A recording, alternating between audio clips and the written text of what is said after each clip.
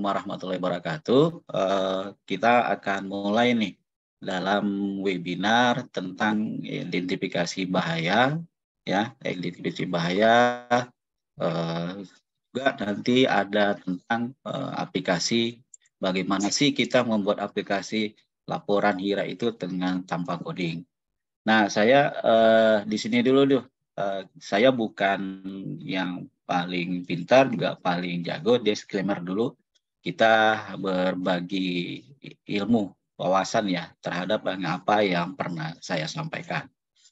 Nah, kita mulai itu nanti ada 5 topik ya. Yang pertama nanti ada perkenalan diri saya, kemudian tentang hazard, identifikasi, kemudian ada risk assessment, kemudian tentang laporan, terakhir tentang laporan HIRA no coding. Nah, biasanya kalau saya mengisi ini hampir 1 harian gitu untuk membuat pelatihan ini. Tetapi karena 1 jam nanti akan saya pilih mana yang paling paling krusial, paling penting untuk kita pahami bersama. Bagaimana sih kita mengidentifikasi bahaya, kemudian pengendalian risikonya bagaimana, laporan itu macam mana, kemudian bagaimana kita mengaplikasikannya menjadi laporan. Nah, nanti juga akan saya simulasikan juga bagaimana kita menggunakan smartphone yang berbasis Android. Oke, masuk ke topik yang pertama, perkenalan diri saya. Nama saya Ahmad Ridwan, saya lahir di Medan, ya. Sekarang pun bertempat tinggal di Medan. Nomor kontak HP saya sesuai dengan tertera di atas. Jika mau sharing atau berbagi cerita bisa melalui HP saya, yang merupakan juga HP WA saya. Kemudian alamat email saya, dan juga pengalaman kerja juga saya. Saya pernah kerja di Dinas Pertamanan Kota Medan, kemudian di sebuah perusahaan swasta ya, yang bergerak di Kram Rubber karet gitu. Nah, holdingnya itu grup, holdingnya dari Kirana itu Triputra Group. Nah, saya bekerja di swasta, kemudian juga saya juga seorang dosen. Kebetulan saya dosennya itu di Umpri Medan. Umpri ini Universitas Prima Indonesia yang bertempat di Medan. Dan saya sekarang konsen full di dosen dan trainer. Nah, masuk kita ke dalam hajat identifikasi. Apa sih yang menjadi dasar kita mengidentifikasi bahaya? Nah, melalui sistem manajemennya, ya kebetulan sistem manajemen keselamatan ini kan banyak ya. Nah, ini saya paparkan tentang manajemennya itu dengan OSAS. Nah, merupakan bagian juga tentang implementasi manajemen K3. Bahwasanya identifikasi bahaya ini masuk ke dalam aktivitas di planning, perencanaan. Kalau titik klausulnya itu 4.31 sampai 4.3. Nah, selanjutnya kemudian 4.1 itu intinya kita membuat perencanaan identifikasi bahaya, kemudian penilaian risiko dan pengendalian risikonya bagaimana.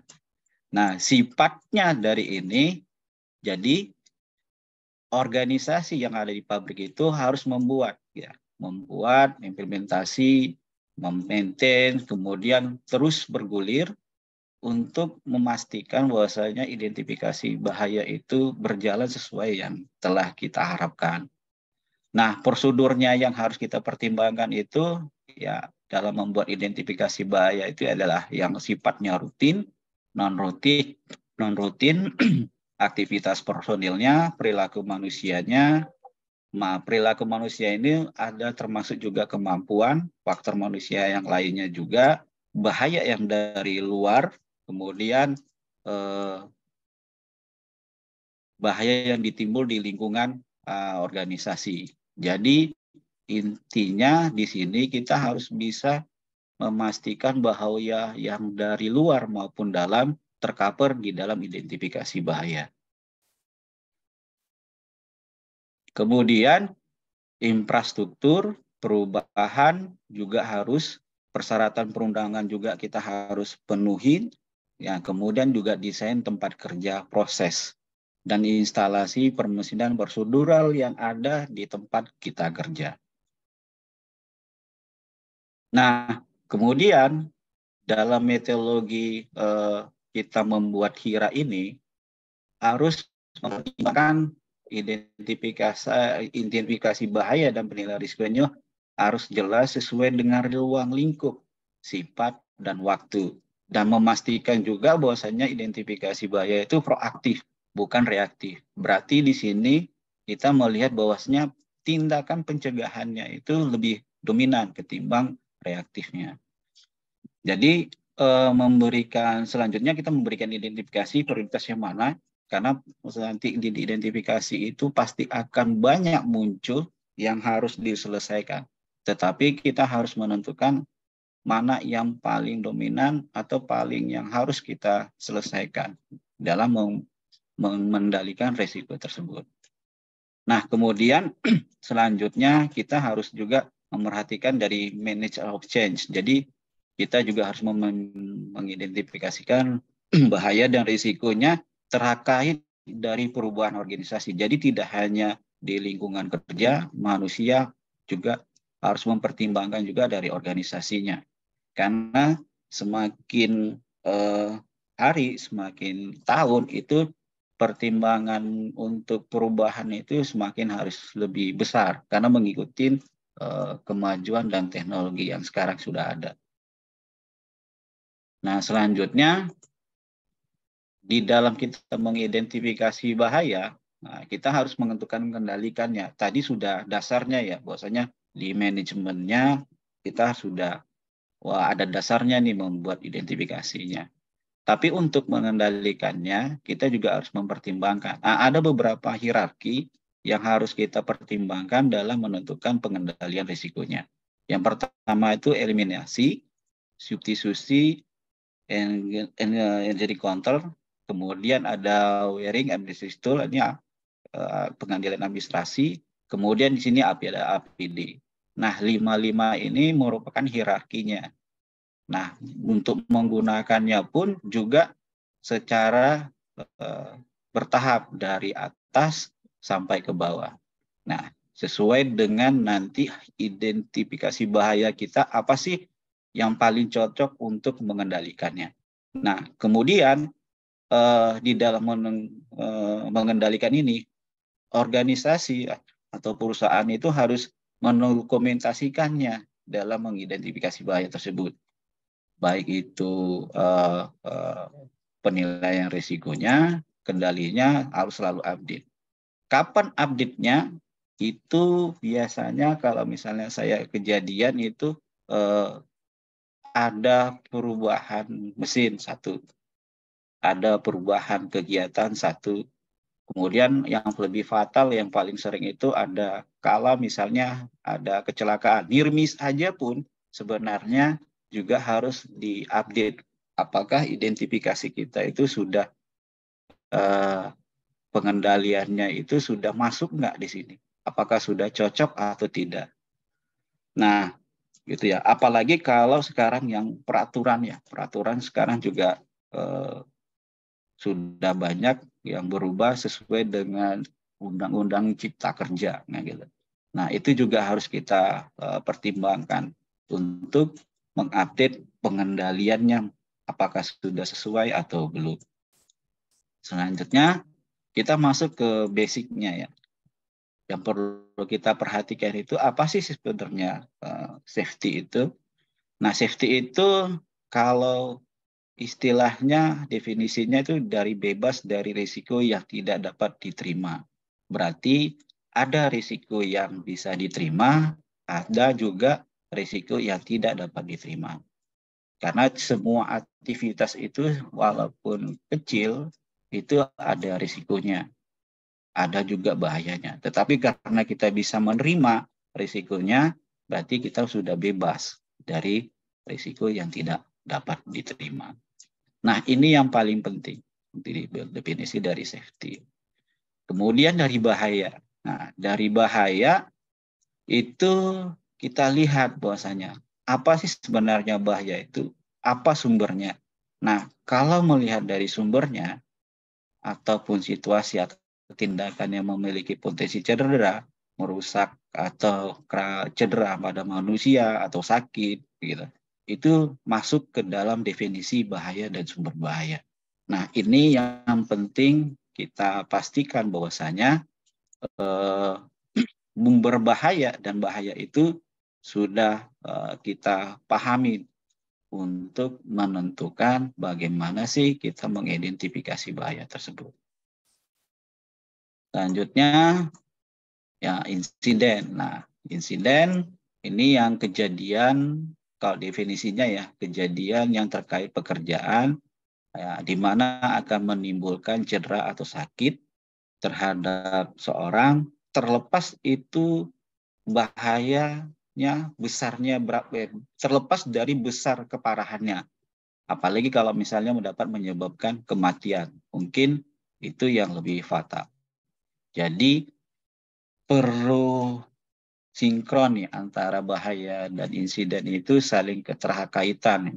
Kalau misalnya tadi bahaya kita risikonya sudah dapat kita terima, berarti kejadian dari insiden ini tidak akan mungkin akan terjadi. Selanjutnya risiko. Nah, risiko itu kombinasi dari kemungkinan yang terjadi ya, bahaya atau paparannya dengan keparahan atau cedera penyakit yang dapat disebabkan kejadian atau kepaparan tersebut. Nah, risiko ini bisa kita kalkulasi, dikuantitatifkan ya. Dikuantitatifkan itu antara severity dan probability-nya, keparahannya sama keseringannya. Nanti di dalam identifikasi bahaya dalam membuat laporan, ini sangat penting nih untuk menentukan berapa besar sih risikonya yang harus kita tindak lanjutin. Ya, tindak lanjutin. Sesuai dengan definisi bahaya yang tadi, bahwasanya risikonya tadi, bahayanya tadi tidak sudah dapat diterima. Jadi bebas dari risiko yang tidak dapat diterima. Kemudian kita masuk ke lingkungan. Kebetulan di bahaya ketiga terdapat juga bahaya lingkungan. Ya, ini masuk ke dalam ISO 14001 gitu. Nah, jadi semua yang beraktivitas ya, beroperasi udara, sumber daya tumbuhan dan hewan, manusia, berhubungan interrelasi sesamanya. Ya.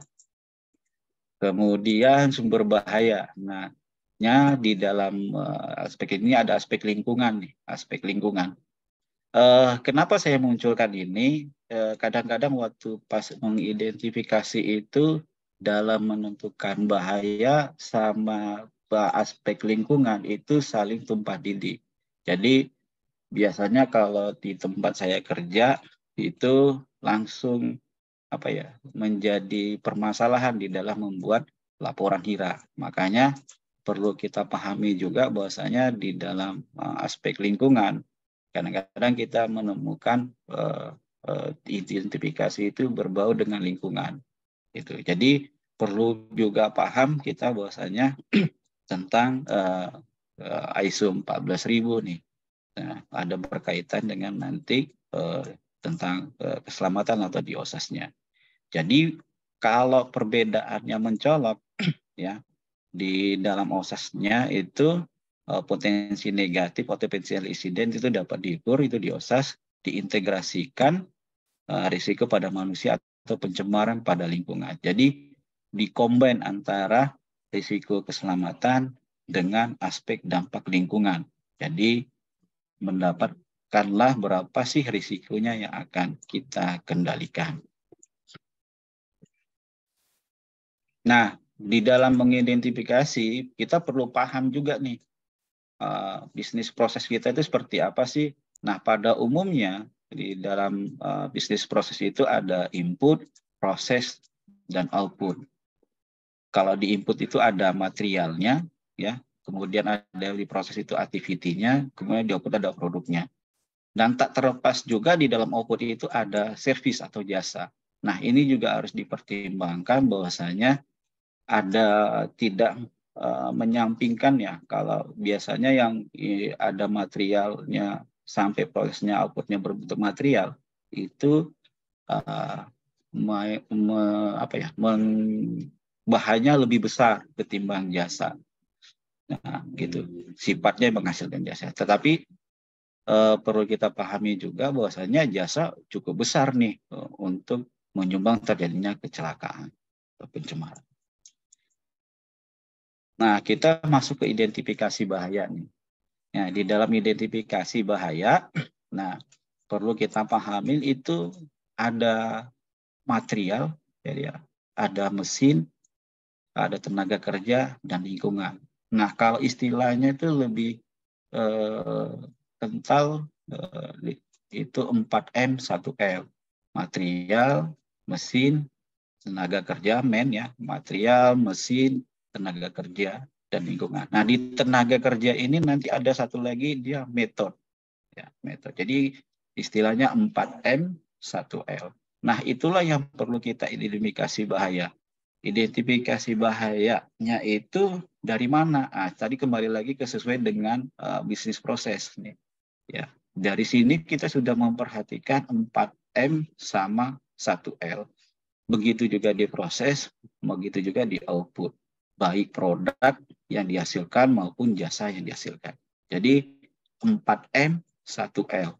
Itu yang paling inti untuk kita perhatikan dalam menentukan identifikasi bahaya. Ya. Ini sudah.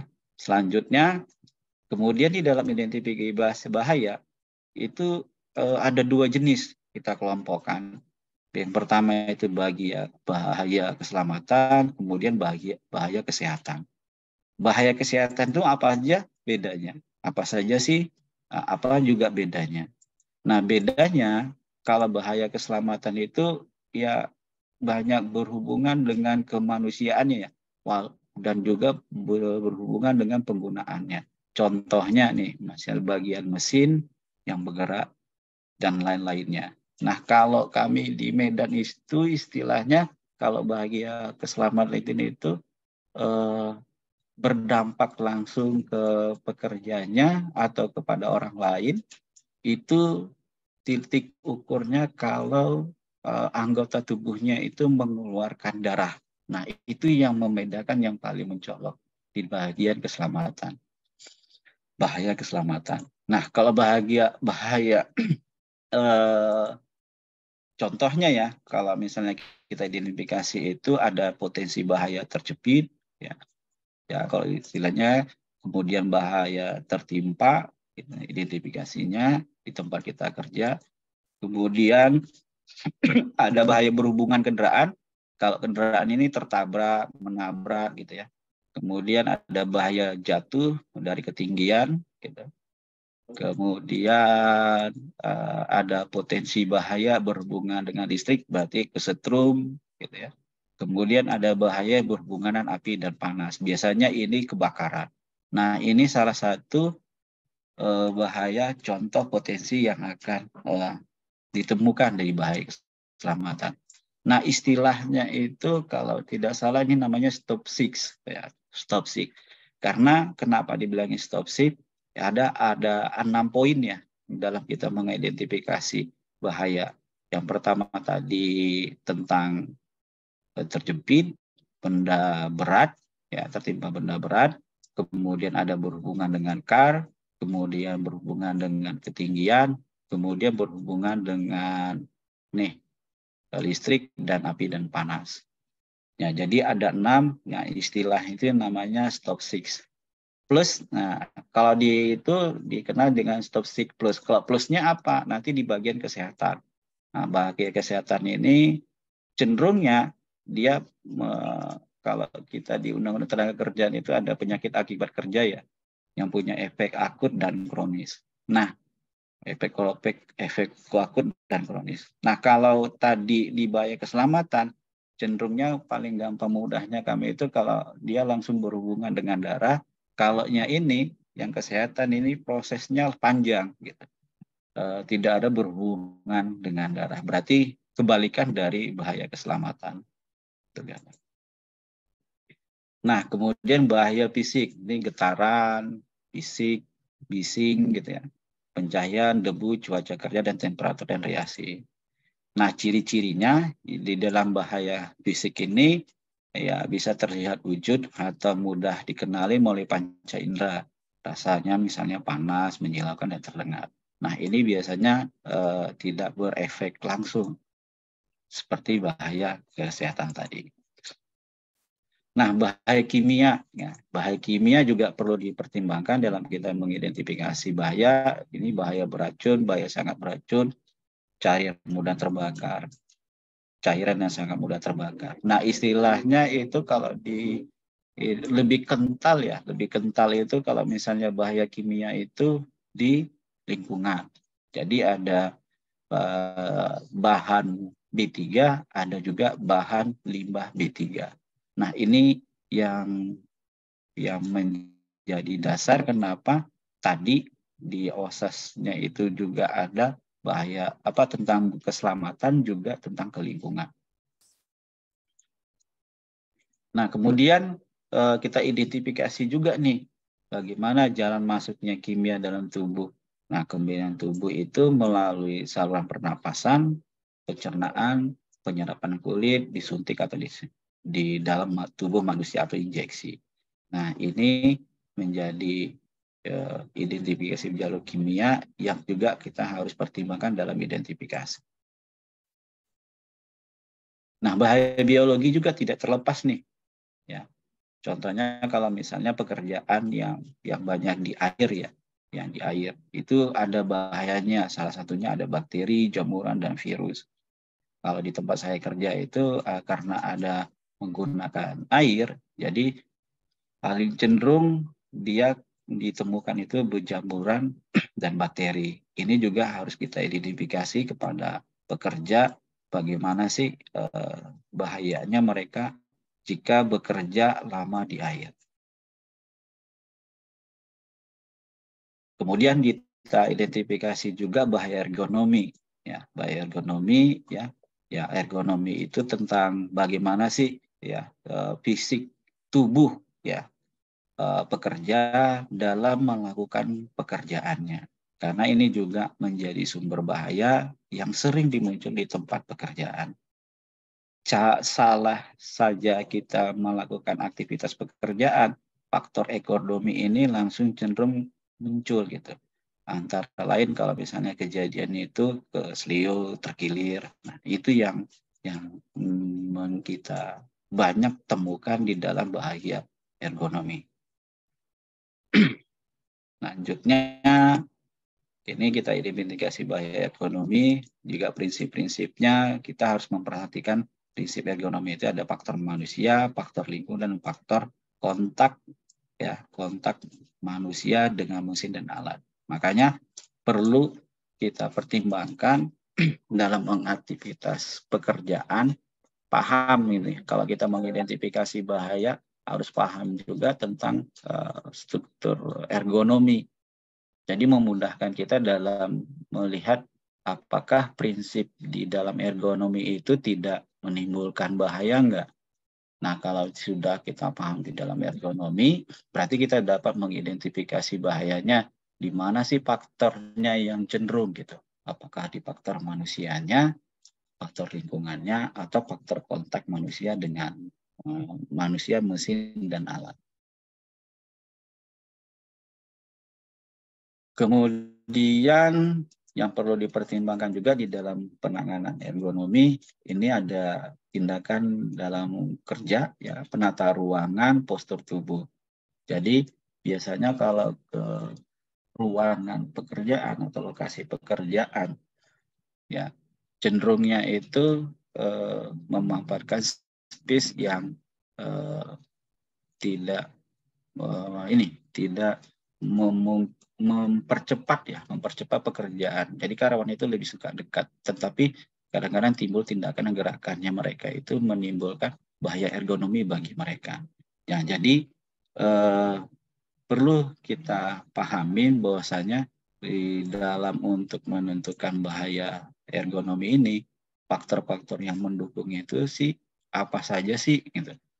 Di sini faktornya ada 7, mungkin bisa nanti menjadi bahan kita dalam untuk mengidentifikasi bahaya ergonomi. Nah, selanjutnya kita untuk penilaian risiko nih. Saya agak terketer dalam waktu karena 1 jam. Nah, dalam penilaian risiko ya, kita lihat dulu definisinya. Penilaian risiko itu pemeriksaan yang seksama akan semua hal yang diciptakan kejadian yang diinginkan atau eksiden. Tujuannya di dalam kita menilai penilaian risiko ini menerapkan atau cara pengendalian yang tepat itu macam mana agar tindakan pencegahan itu meminimalkan atau menghilangkan terjadinya kejadian yang kita tidak inginkan, terutama itu yang insiden ya. Kalau misalnya kita bisa menentukan langsung dalam mengendalikan itu near miss aja, itu sudah pasti insiden itu tidak akan pernah terjadi. Kemudian ada proses pengendalian risiko berpusat pada identifikasi kejadian yang tidak diinginkan. Kemudian ada penilaian dari risiko yang terjadinya di suatu kejadian.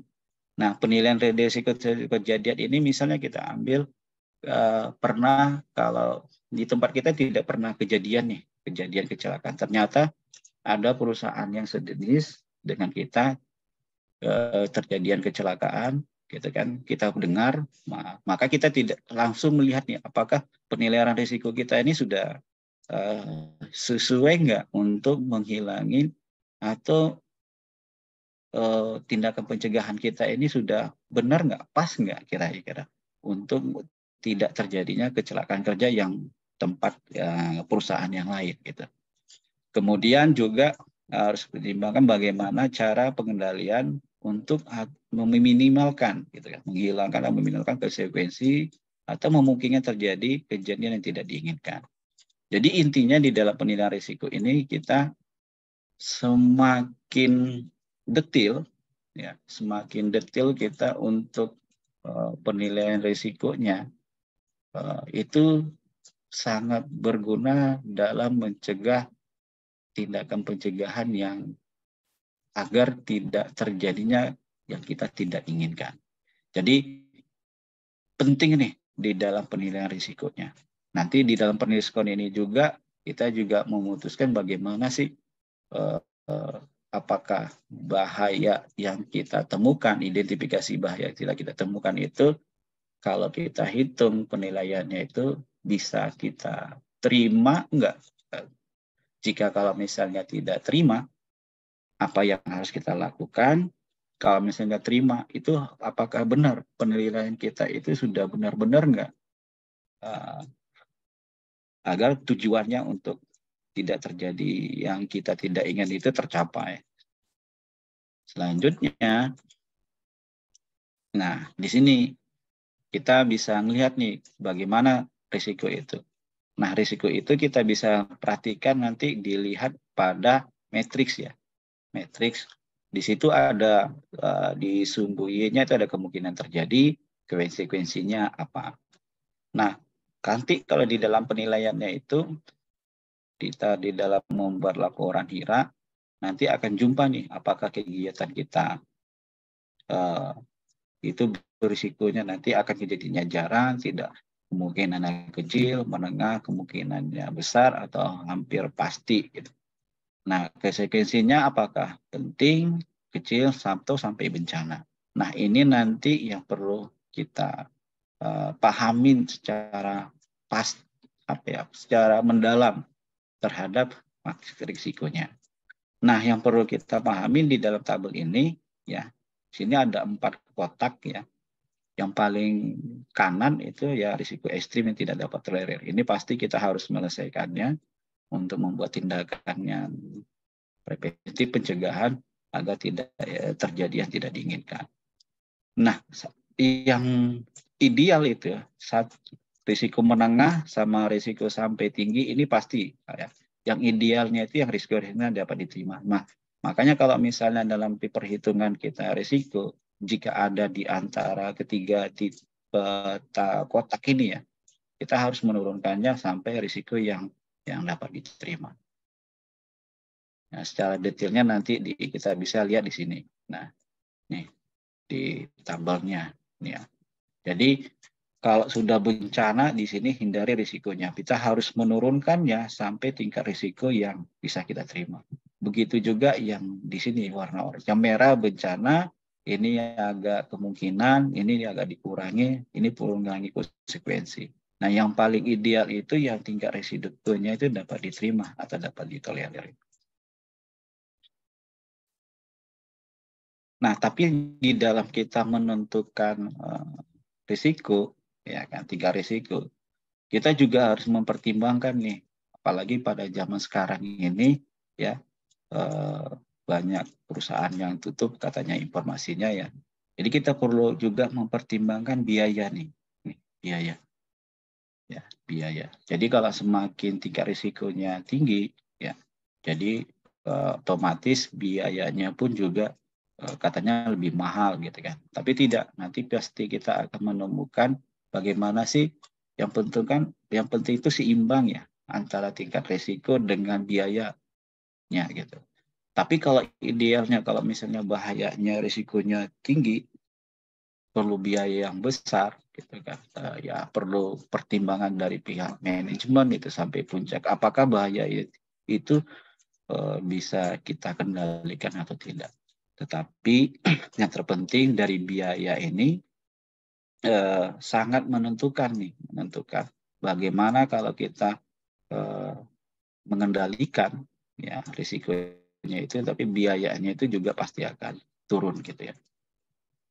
Nah, selanjutnya ya, kemudian aktivitas rutin. Ya, aktivitas rutin ini salah satu hal yang sudah lumrah ya.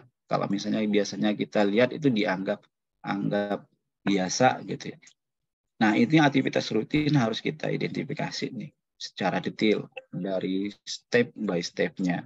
Kalau sesuai dengan bisnis proses tadi yang disampaikan materinya tadi, berarti mulai dari awal masuk pintu gerbang, aktivitas rutin apa saja sih yang muncul gitu. Kemudian selain aktivitas rutin, pasti ada aktivitas non rutin. Ya. Nah, aktivitas non rutin ini juga harus kita cover untuk mengidentifikasinya. Biasanya kalau aktivitas rutin ini langsung teridentifikasi ya. Kalau non rutin itu satu-satu gitu. Satu-satu. Tapi di dalam membuat laporan HIRA pengalaman saya ini aktivitas non rutin ini jarang sekali ada gitu. Tetapi sebenarnya ada gitu. Jadi kalang terlupakan dalam aktivitas non rutin. Nah, kemudian perlu pertimbang juga dalam identifikasi pada start dan shutdown. Ya, start dan shutdown.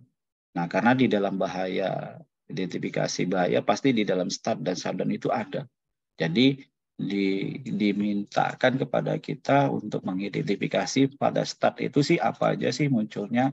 Pernah kejadian kalau misalnya macam informasi yang pernah saya lihat, pernah dengar ya, ketika sebuah karyawan ekspedisi untuk menghidupkan mobil, ya, untuk mobil dia melakukan start untuk memanaskan gitu ya, memanaskan mobil sebelum untuk jalan melakukan pekerjaannya.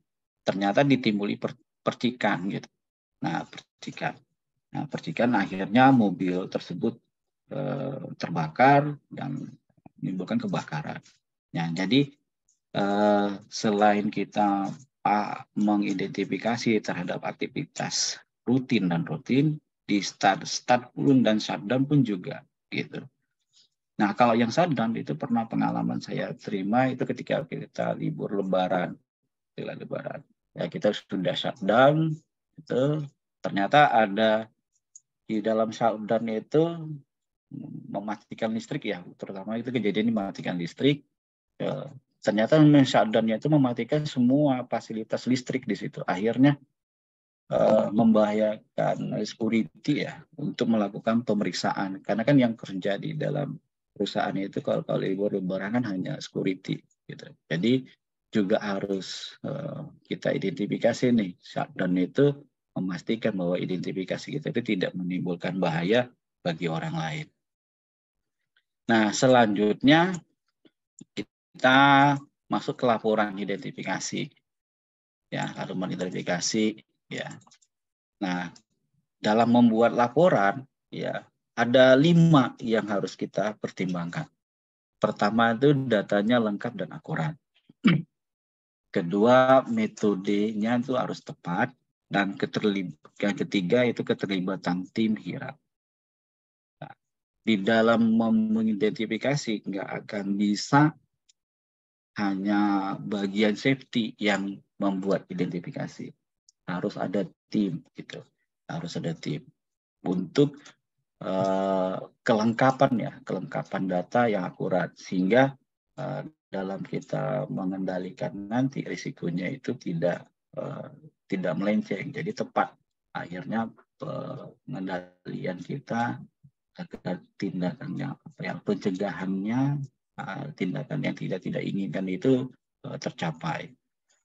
Kemudian dokumentasinya lengkap dan kemudian kita revisi secara berkala dan update. Nah, kalau revisinya ini masuk ke 4 ya. Kalau dokumentasinya lengkap. Kalau lengkap itu mungkin biasanya laporan identifikasi bahaya itu hanya kata atau kalimat. Nah, sekarang itu sudah bisa didokumentasikan foto gitu aktivitasnya. Jadi di laporan HIRA itu juga ditampilkan foto itu lebih bagus gitu. Lebih mengakuratkan datanya lebih lengkap. Kemudian direvisi secara berkala dan update. Nah, biasanya kalau misalnya secara SOP-nya ya gitu, revisi HIRA itu dilakukan setiap setahun sekali. Ya, setahun sekali. Ada juga yang 6 bulan sekali gitu.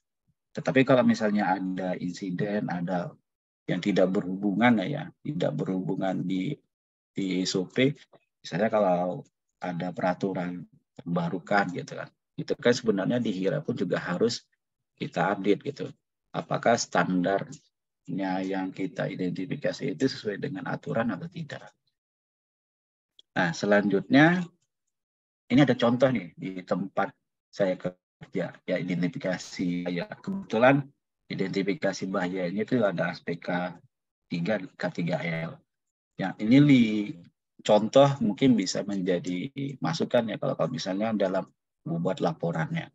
Di sini ada nomor, ya, ada aktivitas produk, servis, dan aktivitas jasa.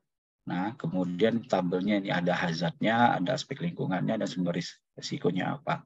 Nah, yang terpenting juga ditambahkan opportunity di sini. Jadi, kita tidak hanya mengidentifikasi bahaya dan lingkungan saja, tetapi kadang-kadang ada muncul juga nih opportunity di sini. Bahwasanya ada peluang untuk penambahan atau apa gitu ya di sininya itu. Kemudian ada potensial insidennya apa di sini. Kemudian kondisinya apa gitu. Kalau misalnya aktivitasnya apa dalam kondisi normal, abnormal atau emergensi. Kemudian kontrol kendalinya saat ini apa sih gitu. Apakah sudah ada kendalinya atau belum? Kalau misalnya belum, nah apa? Berarti dikosongkan saja gitu. Kemudian regulasi terhadap aktivitasnya itu apa gitu. Nah, disinilah di kolom risiko saat ini kemudian kita buat pengendalian risikonya ya, kita hitung. Nah, di sini ada berbentuk kata angka ya, angka. Berarti sebelum kita mengendalikan risiko nilainya, berarti kita buat seperti instruksi kerja lah ya, atau SOP yang keparahan itu seperti apa sih gitu kan. Nanti ditentukan, berarti dikualitatifkan gitu kan, sedang, berat itu apa gitu kan. Nah, nilainya berapa, nanti dikualitatifkan, kemudian dikuantitatifkan. Berarti bentuk kalimat menjadi bentuk angka. Agar nanti waktu perhitungan itu memudahkan. Bisa masuk ke dalam matriksnya tadi, matriks risiko. Kemudian probabilitas. Nah, probabilitas itu lihat frekuensi. Frekuensi ini frekuensi pekerjaan, ya. Nah, perlindungan atau deteksi sekarang, pemeriksaan atau pemeliharaan itu bagaimana terhadap pekerjaan yang kita identifikasi. Kemudian di kemampuan personil. Gitu. Nah, kemudian nilai. Nah, nilai ini merupakan jumlah ya, jumlah antara 1, 2,5, 1,4, 1,5 itu. Kalau di SOP tempat saya kerja itu ini dibagi, dijumlahkan, kemudian 4 dapatnya nilai 1,5. Kemudian dari hasil nilai ini, nilai probabilitas itu dikalikan dengan keparahan. Ternyata nilainya itu 6 gitu. Ya, 6. Kemudian berarti targetnya kita itu kan risikonya diterimanya. Ternyata tidak bisa diterima gitu. Berarti kita harus membuat pengendalian tambahan untuk menurunkan risikonya itu bisa diterima. Nah, kemudian kita buat lagi di situ pengendalian seperti apa. Nah, kemudian nanti kita hitung kembali gitu. Apakah pengendalian sekarang itu bisa menurunkan nggak risikonya? Kalau misalnya sudah bisa terima, ya berarti ternyata risiko kita itu sudah bisa menurunkan risikonya itu menjadi bisa diterima. Nah, di di sini ya, kalau misalnya ini pakainya pakai Excel ya, pakai Excel. Jadi gampang untuk memperhitungkannya gitu. Ya, memperhitungkannya. Nah, kalau misalnya ini contohnya tadi nih ada penerimaan metal box ya. Di sini bahayanya itu menggunakan truk terbuka. Risikonya yang bisa diterima itu kejatuhan. Ternyata aktivitas ini normal gitu. Normal. Aktivitas normal kalau misalnya penerima metal box itu pakai menggunakan truk terbuka. Kemudian pengendalian saat ini ada instruksi kerja yang nomor sekian sekian sekian gitu. Ya. Kemudian regulasinya Undang-Undang nomor 1 tahun 70. Nah, kemudian kalau misalnya tidak diterima berarti kita melakukan tindakan tambahan gitu. Apa sih sebenarnya yang harus kita tambahkan pengendaliannya supaya risiko ini bisa diterima? Ternyata di sini setelah kita identifikasi, kita berembuk timnya, muncullah bahwasanya metal box sudah terikat pada saat penerimaan reward. Berarti ada tambahan ya. Di unit kontrolnya itu unit kontrol berarti ada tambahan gitu. Tambahan terhadap unit kontrol selanjutnya gitu. Sebelumnya gitu. Bahwasanya ada poin nanti di situ bahwasanya metal box ini harus sudah terikat belum masuk ke lokasi pabrik gitu, atau fasilitas kerja. Nah, nanti di sini di pengendalian tambahan ini nanti masuk ke activity plan ya, activity plan. Dan ini hanya tabelnya aja identifikasi. Nanti kalau misalnya ada yang risikonya tidak terima, kemudian pengendalian risikonya tambahan, ini masuk ke dalam activity yang harus kita kerjakan supaya risikonya yang tidak diterima menjadi diterima. Nah, kalau misalnya risikonya yang diterima itu nilainya pasti nanti akan hijau. Jadi ini sudah otomatis ya, otomatis karena kita pakai Excel, jadi gampang, tidak ada functionnya supaya dia bisa diterima dan warnanya hijau. Kalau misalnya warnanya hijau, tidak ada tindakan yang harus ditambahkan. Nah, ini dia ya untuk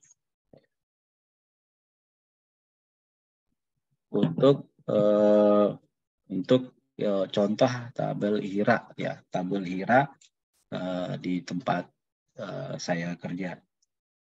Nah, kalau di sini ya, kalau misalnya kita definisinya ya, kalau di divisinya dari ini gitu ya, ini aktivitasnya ada berisi pokok, kegiatan apa atau prosesnya yang terjadi dalam organisasi. Kolom ini adalah aspek bahaya atau lingkungan, berisikan sumber bahaya yang menimbulkan potensi insiden, ada berisi aspek ISO lingkungannya, kemudian ada opportunity yang bisa dihasilkan dari kegiatan. Jadi kalau saran saya sih sedetil mungkin di sini di dalam kita mengidentifikasi dari satu aja nih, misalnya tadi kan ada 4M 1L ya, kita masuk ke materialnya. Apakah materialnya tadi sudah bagaimana bahayanya, risikonya apa? Kemudian untuk metodenya bagaimana, risikonya apa. Jadi dengan 4M1L itu, ini sudah banyak itu untuk satu item aja, satu item. Jadi kalau misalnya kita semakin komplit identifikasi bahaya itu, kalau hitung-hitungannya itu bisa sampai ratusan lembar gitu. Ratusan lembar secara detailnya gitu. Tapi ya lebih bagus benarnya daripada nanti kejadian yang tidak kita inginkan gitu. Oke, udah 1 jam ya. Ini sama nih tadi ya penjelasannya. Ya, saya masuk ke ini ya, ke kita membuat setelah laporannya sudah ada ya. Ya, satu lagi gini, di dalam kita menentukan ini, di dalam menentukan pengendalian risiko gitu. Kadang-kadang ada yang salah kaprah juga gitu dalam menentukan notifikasi. Jadi pertama kali dulu kita kalau misalnya bahaya itu pengendaliannya itu risikonya supaya bisa diterima itu bisa dieliminasi nggak atau dihilangkan nggak gitu. Itu dulu urutannya ya. Kalau dulu di tempat saya kerja itu diurutin. Apakah misalnya penerimaan metal box tadi itu bisa kita nggak usah nerima gitu. Ternyata nggak bisa. Kemudian kalau misalnya diturunkan, kalau nggak bisa berarti eliminasi ini kita hilangkan. Kemudian kalau misalnya nggak bisa langsung ke institusi, apakah bisa ada tambahan nggak gitu? Ternyata dipikir-pikir tidak bisa. Apa perlu kalau nggak ada turun lagi ke bawah. Ada engineering ya, rekayasa engineering. Di sini kira-kira bisa nggak ya kita metal box itu ada apa gitu, mesin kah atau apa supaya nggak ada bahaya tertimpa atau gimana. Ternyata karena itu pihak luar nggak bisa juga. Kalaupun bisa, pihak ekspedisinya mau nggak yang bayarnya gitu. Ternyata nggak bisa. Kemudian administrasi, berarti kalau administrasi bisa, kita minta surat himbauan nih buat instruksi kerja. Kita nanti soundingkan sama pihak ekspedisinya, bahwasanya kalau misalnya masuk metal box itu harus sudah terikat ya, gitu. Nah, ini bisa disanggupin oleh pihak eksternalnya. Jadi dalam mengendalikan risiko ini tahap demi tahap gitu ya, dari administrasi, institusi, engineering, administrasi, dan alat pelindung diri. Nah, diupayakan, kalau saya sih diupayakan ya, diupayakan itu jangan APD gitu. Karena kalau APD sih, apa ya, selain untuk biayanya cukup besar, ya cukup besar, pasti sedikit-sedikit APD, sedikit lagi APD gitu, biasa. Ya, kita bisa bermain di antara administrasi, institusi, engineering, atau administrasi gitu. Tapi kalau misalnya sudah tidak bisa lagi, ya apa boleh buat gitu ya, alat pelindung diri ini sebagai alternatif terakhir di dalam menentukan pengendalian risikonya. Gitu. Untuk yang akhirnya. Ya, sini. Jadi penjelasan tabelnya saja ya, terminate, tolerate, gitu. Ini masuk ke dalam tahap penentuannya gitu. Hampir sama penjelasannya, tidak ada masalah. Nah, ini dia. Ya, kita berarti kalau risikonya tinggi, pengendaliannya apa, ya. Kemudian kalau yang sedang apa, tinggi, sedang, rendah apa, pengendaliannya apa. Nah, kebiasaannya kalau yang tinggi itu eliminasi substitusi engineering. Kemudian ada isolasi, terminal, dan treat. Kalau sedang biasanya ini nih. Makanya tadi nilainya yang contoh tadi ya, tabel tadi itu nilainya sedang ya. Jadi bisa pakai administrasi, training, dan transfer. Ya. Kalau misalnya yang rendah ya tolerir, berarti kita bisa terima sih bahayanya itu. Tidak ada masalah. Yang terpenting risikonya itu bisa turun menjadi bisa kita terima. Yang perlu innya pengendaliannya di sini nih.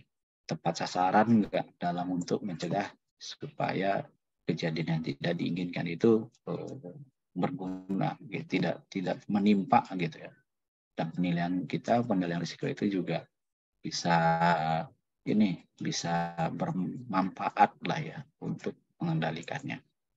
Nah, kemudian aplikasi laporan HIRA nih. Nah, di laporan HIRA saya kalau misalnya Bapak dan Ibu itu sudah bisa kenal, itu namanya Episit. Episit ini aplikasi gratis ya, jadi bisa digunakan gitu.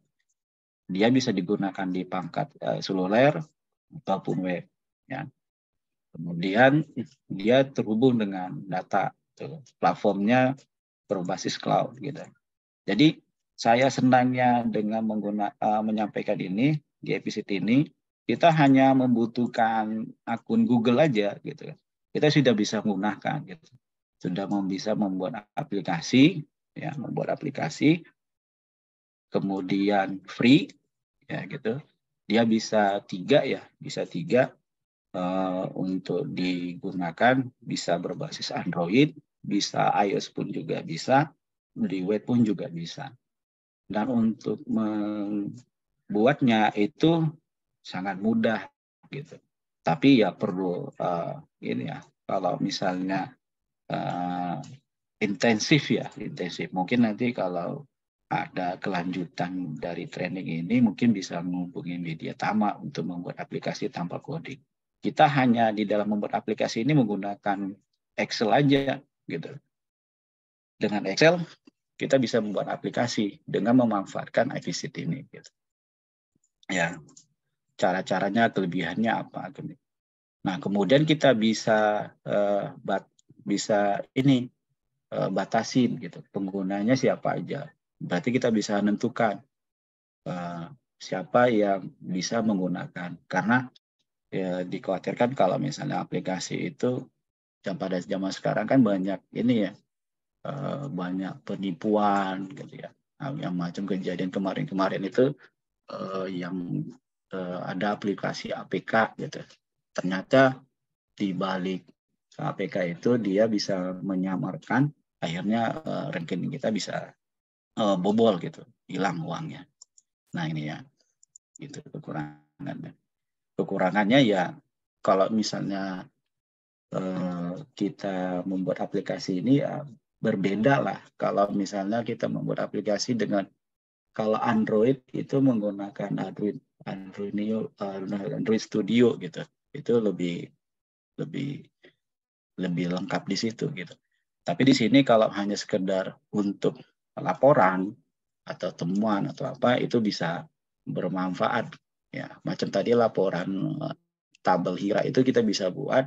Jadi waktu kita meninjau di lapangan sambil identifikasi itu kita tidak perlu lagi membawa check sheet-nya atau tabelnya. Kita hanya menggunakan smartphone, kita masukkan identifikasi kita, bahayanya apa gitu kan. Kemudian risikonya kita sudah kalkulasikan gitu loh secara otomatis. Kemudian kita bisa foto gitu. Kita foto, ya langsung jadi. Nah, laporannya itu nanti langsung ke akun kita gitu. Kita kan semua kalau misalnya sih yang punya akun Google pasti punya email Google ya. Itu punya akun Google. Nanti sudah punya akun Google, tinggal kita membuka membuat Google Drive gitu. Biasanya Google Drive itu kalau kita sudah membuat emailnya Gmail ya, emailnya Google gitu. Nah, ini salah satu contoh ya, salah satu contoh yang fitur aja. Jadi masih sederhana sih sebagai tambahan aja ya. Kalau misalnya kompleksitasnya itu nanti bisa ini fiturnya gitu ya. Ya, sederhana. Jadi di sini ada prosesnya, ada proses HIRA. Kita bisa tentuin ini prosesnya apa aja, nanti bisa banyak gitu. Kemudian bisa lengkap gitu mengidentifikasinya. Jadi enak kalau misalnya kita sudah membuat aplikasinya. Nah, persiapan kita dalam membuat aplikasinya itu kita ya membuat ini nih, Excel doang. Ya, Excel, kemudian kita buat tabel-tabelnya gitu kan. Ya, sesuai dengan tabel HIRA tadi ya di Excel, tinggal kita upload ke Google ya. Kemudian kita buat folder sendiri gitu untuk ini ya. Sudah, kemudian kita akhirnya bisa, kalau misalnya kita sudah buat di Excel, kemudian kita masuk ke Google, nanti di Google itu bisa Google Drive ya. Nanti Google Drive itu bisa kita buka, nanti masuk ke ini Google Spreadsheet. Nah, Google Spreadsheet ini nanti bergunanya itu kalau misalnya kita identifikasi lapangan, aplikasi yang kita sudah buat. Nah, data yang masuk itu itu nanti masuk kemari nih ke tabelnya yang di sini gitu. Nanti kita coba simulasi ya gitu. Nah, ini dia defisit gitu. Nah, sekarang kita coba simulasi aja ya biar cepet, waktunya sudah ini mepet karena 1 jam lebih gitu. Nanti mungkin kalau misalnya mau lebih lanjut, mungkin bisa hubungin media Tama. Bagaimana sih kita membuat aplikasi menggunakan Episit ini gitu. Nah, saya coba skip dulu. Sekarang kita coba ini ya, ini. Mas Arief, apakah udah muncul Mas Arief? Dibuat aplikasi itu pertama kali kita install itu yang Episit ini yang di layar pertama, yang di atas. Ya, nanti ada gakunnya di Android-nya juga ada. Nanti kemudian kalau misalnya kita lihat ya muncul ini nanti ketahuan itu aplikasi kita itu apa aja. Nah, ini kan di Episit-nya gitu. Nah, kita mau project Hira-nya aja. Nanti bisa Episit ini semua kumpulan dari aplikasi kita gitu. Nah, tapi kalau misalnya kita mau khususkan aja, kita misalnya ini project Hira. Ya, nanti buat aja project Hira. Gitu. Nah, sebelum ke sini saya coba saya nampilkan ke mari dulu ke Google-nya nih. Ya, biar nampak ya. Ini nampak ya Mas Google ini di layar. Nampak, Pak. Nampak ya. Ini ada, maaf ini lagi loading. Nah, ini tabelnya sesuai dengan tabel ini ya. Tabelnya Hira tadi gitu. Ini kan datanya masih kosong nih. Ya, masih kosong, nggak ada. Nih. Kebetulan di Hira proses A nih, saya buat menunya. Tadi kan ada Hira proses ya, masih 0. Nah, kita coba simulasi. Nih, coba simulasi. Ini Mas Arif agak repot nih Mas Arif. Bolak-balik nih saya membuatnya. Tampak ya Mas? Kalau misalnya masih kosong berarti belum pernah diidentifikasi bahaya ya. Kemudian kita tambah aja gitu. Ya, nanti nomornya berapa gitu ya. Lain prosesnya apa, aktivitasnya apa. Nah, foto aktivitasnya apa, bahayanya apa, potensialnya apa, kondisi operasinya macam mana, kontrol saat ini apa, regulasinya apa, keparahannya apa, risikonya apa, tindak lanjutnya apa, kontrol tambahannya apa, semua nih sesuai dengan tabel yang tadi yang saya tampilkan di presentasi. Jadi saya coba isi aja sembarangan ya, supaya melihat nih bagaimana sih apakah datanya itu masuk enggak gitu. Nah, itu kita bisa ambil foto yang sudah mau kita ambil foto sekarang atau foto yang pernah kita sudah ambil itu juga bisa. Ya, ini saya khususkan kalau misalnya ambil foto yang sudah ada lah gitu ya. Saya ambil di sini. Saya ambil itu mana ya? Foto ini aja sih. Nah, ini itu mana saya tulis bahayanya tertabrak gitu ya. Ini bisa diisi. Itu potensial saya cepat biar diskusi aja. Apa regulasinya apa? Nah, dari regulasi ini bisa dibuat daftarnya ya. Itu penting, parahnya apa, risikonya apa, ini apa. Terus panjang ini, banyak. Nah, kemudian kita save. Nah, nanti akan muncul di Episit Hira proses kita sudah ada nih satu identifikasi bahaya. Nah, sekarang kita lihat apakah data yang kita input dari handphone ini masuk nggak ke Google Preset kita gitu ya. Google Preset kita yang di Google Drive gitu.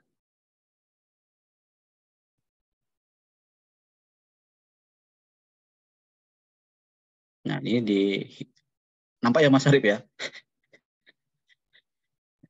Nampak, Pak. Oke. Nah, ternyata yang kita isi tadi itu di sini masuk gitu. Gitu. Masuk. Gitu. Berarti akhirnya data kita yang dari input dari handphone ini masuk ke Google Visit-nya ini menjadi database gitu. Nah, kalau kita membuat aplikasi ya, aplikasi Android gitu ya, paling mahal itu kan kita membuat database ya. Ini database-nya ini gratis percuma gitu. Ya sesuai dengan Google Drive kita gitu. Google Drive kita itu kan dikasih kapasitasnya 15 giga ya, 15 giga. Berarti cukup kalau 15 giga dengan foto diidentifikasi ini ya berarti ya cukup lah gitu ya. Cukup. Berarti bisa memadain gitu kalau kita membuat berupa aplikasi gitu. Karena kalau membayarnya itu cukup lumayan mahal gitu. Saya aja sudah membuat aplikasi yang berbasis Android itu aja belum punya database ya, belum punya database di perusahaan gitu. Gitu. Ini. Ya, jadi berarti datanya juga ini ya masuk ke semari. Nah, gambarnya pun juga nanti masuk juga gitu di Google Drive. Tapi dia langsung di sini di Google Drive itu khusus dia untuk fotonya. Nah, di sini fotonya itu akan muncul di sini. Nah, ini fotonya. Berarti lengkap gitu. Jadi nggak terlalu repot kita katanya. Tapi permasalahannya ya nggak bisa cantik seperti kita membuat tabelnya itu seperti di Excel gitu. Itu yang agak ininya kelemahannya. Nah itu ya untuk kita membuat aplikasinya. Nah kalau nanti ada yang berminat mungkin bisa kita membuat aplikasinya yang menghubungi media tamak gitu untuk lebih komplit. Ada caranya nggak pakai codingan. Ya paling codingannya itu ya macam kita pakai Excel aja ya pakai rumus-rumus bagaimana sih nambah apa gitu ya. Itu sih. Kemudian enaknya lagi di episode ini ya di episode ini sebentar kita dikasih template gitu ya, kasih template yang kita modifikasi gitu. Kita modifikasi yang sesuai dengan aktivitas kita kalau misalnya kita di safety itu sudah ada aktivitasnya gitu. Yang pernah saya lihat itu ya ada 5S gitu ya, 5S audit checklist. Berarti kalau misalnya audit ini terkenal ya 5R ya, 5R gitu. 5 ringkas, rapi, risik, rawat, dan rajin. Berarti bagian untuk aktivitas 5R. Sini. Maaf. Nah, di sini nampak aplikasinya gitu. Nah, insiden report aja pun kita bisa terbantukan gitu. Terbantukan dari dalam membuat laporan. Jadi kita kalau misalnya laporan sih langsung meninjau ke lokasi itu sudah bisa gitu kan dengan aplikasi ini. Tinggal kita bagi aja sama orang yang bersangkutan gitu. Nah, kalau untuk sekedar sharing ya mungkin saya kembali lagi. Ya. Saya nampak ya Mas ya? Mas Arif? Nampak Pak, aman. Ya, ya. Saya sudah pernah buat aplikasi Android nih namanya. Namanya di sini ya saya tunjukin ya. Ini tebaran. Nah, tebaran ini kepanjangannya ada nih. Temu bahaya dan pencemaran. Jadi ada 5R di sini. Nah, ini berbasisnya Android ya. Tapi tampilannya memang cantik sih gitu. Cuman permasalahannya karena kita nggak punya database. Kalau database itu bayarnya mahal, akhirnya sifatnya seperti laporan doang aja gitu. Laporan bisa dicetak PDF, bla bla, baru dikirim gitu ya. Dikirim ini bisa dipakai WA, dikirim langsung. Cuman kadang-kadang karena laporan kita tidak punya database, hilang gitu. Nah itu yang membedakan kalau kita menggunakan IBC. Gitu. Nah satu lagi yang paling enaknya itu, nah, kalau rekan-rekan semuanya ini kita membuat aplikasi pernah kenal dengan ChatGPT ya, ChatGPT. Nah ChatGPT ini membantu kita gitu, bantu kita di dalam membuat functionnya gitu. Jadi sudah gampang gitu kalau kita membuat aplikasi, nggak perlu lagi. Jadi ya tinggal kita minta aja untuk membantunya CPCT ini seperti tabel yang kita inginkan. Ya akhirnya memudahkan kita lah gitu ya. Tinggal kita nanti bagaimana mengaturnya di episode ini. Gitu. Mungkin itu Mas yang bisa saya sampaikan dulu untuk sementara ya Mas. Karena udah 2:30 nih. 2:30 takutnya waktunya nggak mencukupi, panjang. Akhirnya udah banyak yang nanya, jadi takutnya nggak terjawab pula gitu. Tapi kalau misalnya rekan-rekan bisa ada kemungkinan mau lanjut, bisa menghubungi Mas Arief atau Pak Denny untuk membuat aplikasinya ini gitu, agar ya memudahkan lah khususannya. Karena kan di sini kan ada dua materi antara Hira sama uh, membuat aplikasi. Nanti dikhususkan untuk di aplikasinya.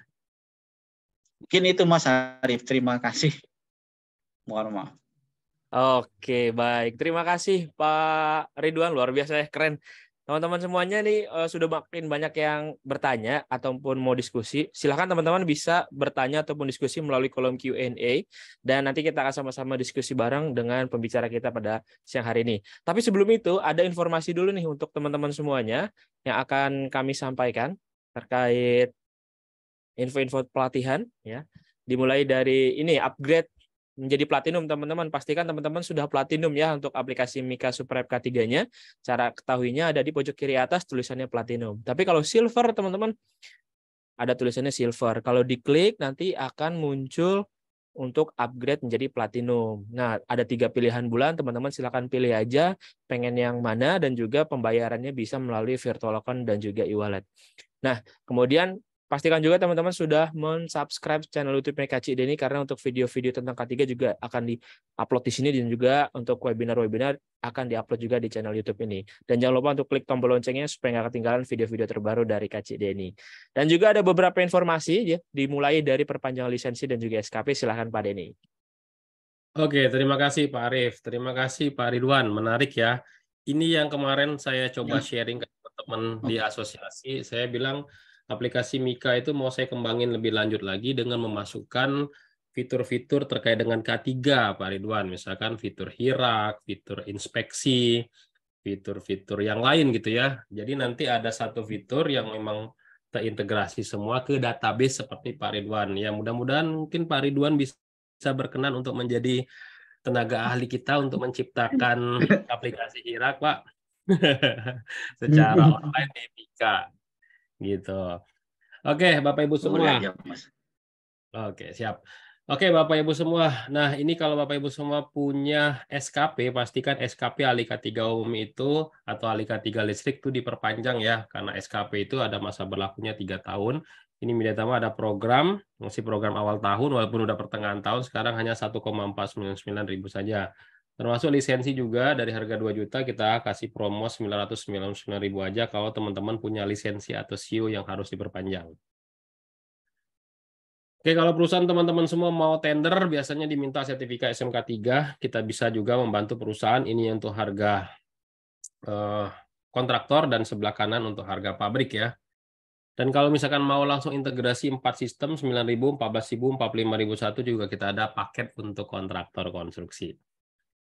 Nah, kalau ingin bekerja di bidang K3, pastikan teman-teman semua, Bapak Ibu semua punya certified ahli K3 umum. Nah, Midetama ada ahli K3 umum itu di tanggal 15 sampai 30 Mei untuk tatap muka. Untuk yang online. Sedangkan yang untuk tatap muka itu tanggal 8 sampai 22 Mei. Ya, nanti hari Senin nih ya. Lusa masih ada seat lagi, ada 3 seat lagi kalau teman-teman mau yang tatap muka atau nanti bulan Juni. Oke, bagi teman-teman yang pendidikan SMA, SMK bisa juga ikut yang ahli K3 muda ya. Ini yang versi yang BNSP ya. Tapi kalau sudah punya certified ahli K3 umum mau dapat juga versi yang BNSP, ambil program subsidi dari pemerintah dari 990.000 hanya 500.000 saja. Nah, kalau kita sudah punya certified ahli K3 umum, lanjutin ke auditor SMK 3. Kebetulan yang bulan Mei udah full 30, jadi Bapak Ibu semua ikut yang bulan Juni ya. Nah, kalau kita kerja di bidang kelistrikan, Bapak Ibu semua teman-teman yang punya pendidikan SMA, SMK bisa ikut yang teknisi K3 listrik, ini blended training ya. Nanti 1 hari online. Tapi kalau yang ahli K3 listrik, ini pendidikan minimal D3, full tatap muka ya. Bulan Mei udah running dengan 15 peserta, dan bulan Juni juga Ini Bapak Ibu semua bisa daftar ya, karena maksimum peserta hanya 16 orang aja kalau di Mediatama ya. Nah, kalau kita kerja di konstruksi, teman-teman harus punya Certified Ahli Muda K3 Konstruksi. Nah, ini full online ya, jadi dari mana aja bisa ikut pelatihan Ahli Muda K3 Konstruksi. Nah, kalau kita merencanakan dan mendesain serta menghitung peranca, teman-teman harus punya Certified Supervisor Peranca. Tapi kalau teman-teman yang membongkar dan memasang peranca, ikut yang teknisi peranca. Ini semuanya pendidikan boleh SMA ya. Nah, kalau tergabung di dalam tim tanggap darurat, ikut yang petugas peran kebakaran kelas D ya, khususnya cowok. Tapi kalau teman-teman yang cewek ya, perempuan, ikut yang petugas P3K. Nah, ini bisa cowok, bisa cewek nih ya, teman-teman bisa ikut yang petugas P3K. Ini ada praktiknya 2 hari ya. Nah, kalau kita bekerja di ketinggian masih di atas peranca, nah teman-teman harus punya namanya Certified TKBT 2 ya. Nah, ini kayaknya bulan Mei juga udah full nih, 20 orang nih, nanti di bulan Juni ya teman-teman bisa ikut. Namun yang TKPK ini masih ada seat lagi, ada 1 seat lagi, teman-teman bisa ikut tanggal 15 sampai 20 Mei. Ini kalau yang bergelantungan ya. Oke, punya certified forklift harus asli. Nah, di sini teman-teman bisa join di sini ya. Nanti pelatihannya blended, ujiannya atau prakteknya di pabrik teman-teman semua. Oke, nah ini kalau perusahaan teman-teman semua adalah perusahaan paramedis seperti klinik ataupun rumah sakit yang harus terakreditasi oleh Kemenkes. Pastikan ada petugas K3 rumah sakit yang versinya Kemenaker, ini full online selama 4 hari, atau mau yang BNSP boleh ya. Ini yang versinya BNSP namanya paramedis K3 muda. Terserah teman-teman mau ambil yang versi Kemenaker ataupun yang versi BNSP ya, semuanya ada kelebihannya masing-masing, jadi tanyakan ke rumah sakitnya. Nah, kalau kita kerja di ruang terbatas atau confined space, teman-teman harus punya minimal 1 dari 2 kompetensi ini. Kalau teman-teman hanya mengawasi di luar, cukup punya CSM ya, confined space Madya ya, petugas K3 Madya ruang terbatas. Tapi kalau teman-teman masuk ke dalam manhole ya, teman-teman harus punya petugas utama ruang terbatas atau confined space utama ya. Ini ada prakteknya. Nah, kalau kita kerja di offshore, teman-teman harus punya yang namanya TBOSHIET ya, Traffic Basic Offshore Safety Induction and Emergency Training. Nah, ini kita ngadain juga di sini, teman-teman ada praktiknya juga ya. Nah, ini juga paket yang kita tawarkan di bulan Mei. Hanya di bulan Mei ini aja kita menghadirkan instruktur yang memang sangat berqualified sekali, namanya Pak Emmanuel Eko, teman-teman bisa tahu ya. Coba deh cek di Google ya. Ini kita hadirkan buat teman-teman yang ingin ikut paket HSE Officer, workshop pembuatan GSA, pembuatan work permit, dan pembuatan risk management seperti HIRAK. Ya. Nah, di sini ada paket promo lebaran yang dari 1 juta menjadi 185.000. Ini sudah terisi ada 30 orang, maksimum hanya 50 orang aja. Ini full online. Manfaatnya apa, Pak? Nah, di sini teman-teman akan dapat e-certificate. E-certificate ini langsung dapat 3. Nanti bisa langsung digunakan untuk uji kompetensi ya. Di tanggal 18 Mei 2023 teman-teman langsung dapat sertifikat BNSP dari subsidi pemerintah. Yuk, join di sini ya. Kita tunggu. Nah, ini adalah ATK yang teman-teman akan terima. Kalau online kita akan kirim ya sesuai dengan bidangnya masing-masing, tapi kalau yang offline kita akan sediakan pada saat praktek seperti tas, buku agenda, lencana, pulpen, kemeja, dan lain sebagainya. Silakan, Marif. Oke, nah buat teman-teman semuanya yang ingin belajar lebih lanjut tentang K3, Mediatama hadir dengan Milea, Mediatama Learning Academy. Jadi untuk teman-teman yang ingin belajar secara mandiri, silakan kunjungi di milea.app dan nanti teman-teman bisa tonton videonya dan juga ada pretest dan posttestnya. Lalu nanti teman-teman bisa mendapatkan sertifikat di Milea. Oke, nah selanjutnya untuk teman-teman yang ingin mencari pekerjaan, jangan khawatir nih di mediatama.co.id ada menu karir dan di sini akan ada ratusan bahkan ribuan untuk lowongan pekerjaan setiap harinya yang update sesuai dengan lokasi dan juga gaji yang teman-teman inginkan. Caranya tinggal klik aja lalu masukin CV-nya. Nah, kalau teman-teman belum punya CV, di aplikasi Mika Super App K3 juga ada nih buat CV online. Caranya tinggal klik aja buat CV online, lalu ada template-nya dipilih, isi seluruh kolom ya dengan lengkap. Lalu teman-teman nanti bisa langsung download sekarang. Dan untuk melihat History juga klik akun, kemudian history CV, teman-teman bisa pilih dan download CV-CV yang teman-teman pernah buat. Kemudian ada lagi nih menarik untuk mendapatkan 3 juta per bulan. Caranya gampang. Silakan buka di aplikasinya, ada menu akun, kemudian referral. Nah, referral ini digunakan apabila ada teman kita yang ingin ikutan pelatihan nih di Media Tama. Nah, kemudian kode punya kita itu dimasukin aja ke kolom kode referral punya teman kita yang ingin daftar pelatihannya. Kemudian nanti teman kita akan mendapatkan potongan sebesar 100.000, kita mendapatkan fee sales sebesar 5% dari total penjualan. Kalau harganya 6 juta, 5% 300.000 kalau 1 orang. Kalau 10 orang bisa 3 juta. Manfaatkan teman-teman. Kemudian juga setelah itu bisa penarikan saldonya, tinggal diklik ubah rekening untuk memasukkan nomor rekeningnya, kemudian klik tarik saldo. Tinggal masukin aja penarikan saldonya minimal 1,3 juta. Dan ini kalau misalkan belum sampai 1,3 juta, ditampung dulu sampai 1,3 juta, baru nanti teman-teman bisa ajukan. Dan dengan catatan untuk pelatihan terakhir harus sudah selesai running, baru teman-teman bisa cair untuk fee-nya ya, yang 1,3 juta. Kemudian untuk share pelatihan juga gampang, pilih aja pelatihan yang ingin di-share, kemudian titik 3 yang paling kanan atas, yaitu bisa diklik, pilih, kemudian bagikan pelatihan. Teman-teman juga bisa hubungi tim kami ya melalui WhatsApp ataupun telepon langsung. Dan juga bisa mengunduh proposal apabila ingin di-share ke perusahaan-perusahaan. Nah, buat teman-teman, jika ada yang ingin informasi lebih lanjut, silahkan hubungi nomor yang tertera di depan layar. Pastikan juga sudah memfollow akun sosial media kita ya, di Instagram, Facebook, dan juga subscribe channel YouTube Kak Cik Denny, follow TikTok-nya Kak Cik Denny. Dan buat teman-teman semuanya, jika yang ingin kerjasama sebagai sponsor, produk-produk K3 seperti APAR, P3K, dan APD, silakan hubungi nomor yang tertera di depan layar. Dan juga untuk teman-teman instruktur nih yang ingin sharing di kolega, kami membuka kesempatan untuk bisa bergabung ya dengan kami di komunitas instruktur Media Tama 2023. Silakan screenshot aja nomor yang di depan layar. Oke, nah sudah makin banyak yang bertanya, silakan Pak Denny dan juga Pak Ridwan untuk dijawab satu persatu. Oke, Bapak Ibu semua silakan kalau ada pertanyaan silakan klik di tombol Q&A ya yang ada di layar Bapak Ibu semua. Saya akan pilih mana pertanyaan-pertanyaan yang memang relevan dengan judul kita hari ini. Pertanyaan pertama dari Pak Kasivan ya. Untuk opportunity, nih Pak.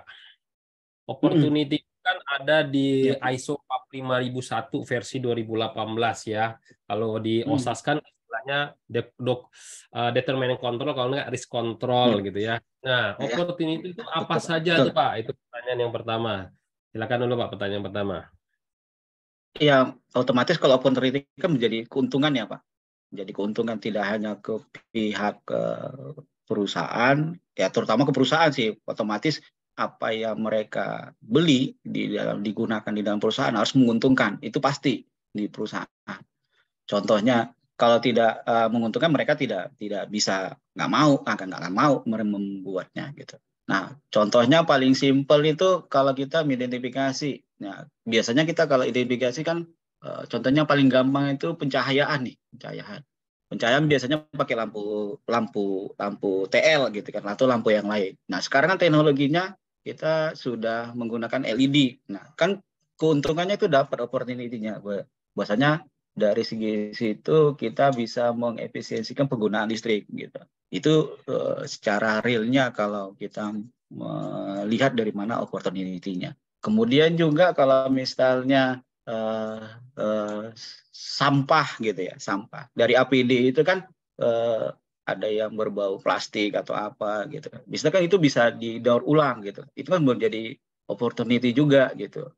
Misalnya jadi tamanan hias atau pot, misalnya helmet itu aja bisa sekarang itu bisa menjadikan pot dia untuk keindahan itu bisa dipergunakan. Seperti itu, Pak. Ini. Oke, kalau peluang atau opportunity terkait dengan pengendalian risiko, Pak, kira-kira opportunity apa saja nih, Pak, yang biasa kita masukkan ke dalam hirak itu? Silakan, Pak. Kalau dimasukin, ya semuanya, Pak, kalau misalnya ada opportunity-nya. Tapi memang tidak semuanya sih bisa di-opportunity-kan gitu. Tapi ya, kalau saya sih cenderungnya kalau pengalaman dulu buat opportunity itu konsennya langsung ke budget Pak, ke duit gitu. Jadi di laporan kita itu tidak hanya tidak hanya kadang-kadang laporan HIRA itu ini makin banyak kiranya makin banyak yang tidak diterima risikonya, budgetnya makin keluar banyak nih, gitu kan kata pimpinan. Ternyata di dalam laporannya itu ada opportunity-nya untuk mengefisienkan gitu. Jadi kan jadi tukar guling lah ya, tukar guling antara biaya yang sudah dikeluarkan langsung, oh ini ada opportunity-nya, oh tidak hanya mengeluarkan duit tapi kita dapat uang juga gitu di efisiensi cost-nya di perusahaan. Mungkin itu Pak Tejo. Oke. Kalau terkait dengan skala prioritas nih Pak, kan kalau kita ngomongin soal risk assessment, itu kan perkalian probability dikalikan severity menghasilkan sebuah tingkatan risiko. Nah, pertanyaan kedua Pak Kasifan ini, penentuan skala prioritas dari sejumlah bahaya yang sudah diregistrasikan di dalam HIRAK itu caranya seperti apa Pak? Silakan Pak. Diregistrasikan ya Pak? Nah, betul. Kalau diregistrasikan, kita kembali lagi ke dalam SOP-nya Pak. Gitu, Pak. Di SOP-nya. Kalau kami itu, kalau sudah diregistrasikan, sih pasti sudah ada pengendaliannya. Tetapi di dalam pengendaliannya itu juga kadang-kadang dalam seiringnya waktu, karena faktor human-nya banyak, gitu. Kadang registrasi itu paksa harus diupdate gitu. Jadi tergantung SOP-nya gitu. SOP-nya menentukan dulu berapa kali sih registrasi itu harus kita update gitu. Karena setiap langkah dari pekerja ataupun siapapun itu risikonya pasti akan berubah gitu. Apalagi di zaman sekarang itu. Gini. Jadi kalau kita mau registrasi ya kalau sudah ada ya mau ditambahkan juga ada, tapi kalau misalnya relevan ya masih ada. Tapi saya cenderungnya sih mintanya kalau yang sudah diregistrasi tetap diupdate, Pak. Jangan Kalau berpatokannya aja. Oke. Kalau Jangan skala berpatokan yang sudah ya Pak. Kalau ngomongin soal skala prioritas, Yang kalau prioritas yang pasti yang high risk Pak, yang bencana tadi, yang levelnya merah, kuning gitu. Itu pasti gitu. Itu yang harus kita update. Kalau yang sudah kita terima ya udah kita bisa tolerir aja sih, nggak ada masalah. Tapi pun kalau yang hijau pun tuh itu kadang-kadang bisa muncul sampai ke kuning dan ke merah Pak. Yang kalau misalnya pengalaman saya aja itu kadang hal-hal yang menyebabkan kecelakaan kerja itu bukan yang high risk Pak, gitu ya. Bukan yang high risk, tapi hal yang yang remeh-temeh gitu. Kalau yang sederhana gitu. Jadi ya kalau jadi skala prioritas ya pasti warna merah dan kuning. Tapi yang hijau ini pun juga harus dikontrol kita gitu. Gitu. oke. Jadi skala prioritas itu didapatkan ketika sudah ada perkalian antara probability dikalikan Benar, severity. Pak. Ya, Wah, betul. high risk itulah yang menjadi prioritas utama untuk kita perbaiki. Betul. Betul. Pak Renang bertanya nih, mirip-mirip pertanyaannya. Kalau kita membuat HIRA kan pada saat penilaian resiko itu kan probability severity. Ada perusahaan yang menggunakan metode kualitatif, semi kualitatif, dan kuantitatif. Ya, ada kualitatif, semi kuantitatif, ada kuantitatif full, ya kan? Ada 3x3, 4x4, 5x5, bahkan ada yang kuantitatif, ada yang 3 kali ini menjadi apa, ini menjadi ini ya, menggunakan metode itu.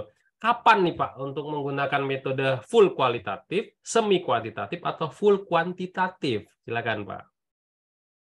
Kalau itu saya nggak bisa menentukannya pasti Pak, karena kan perusahaan masing-masing bisa menentukan tergantung ininya ya, kebutuhannya. Berarti kalau misalnya mereka menentukan itu, berarti ya itu yang dibutuhkan pada saat itu gitu. Tapi kalau saya sih lebih cenderung sesuai dengan yang contoh yang saya sampaikan gitu. Semakin kalau kita sudah merubah kualitatif menjadi kuantitatif, itu kan pasti gitu. Yang penting kan pasti itu nilainya itu apakah bisa diterima atau tidak gitu, berisiko atau tidak gitu. Itu yang paling penting gitu. Apa semi atau tidak semi, ya itu tergantung prosedural dari perusahaannya sendiri gitu. Gitu sih Pak bisa menjawabnya. Oke, Pak Rendar, jadi intinya kata Pak Ridwan harus dikembalikan lagi ke perusahaannya masing-masing melalui Iya, prosedur HIRAK-nya. Ya, apakah prosedur betul.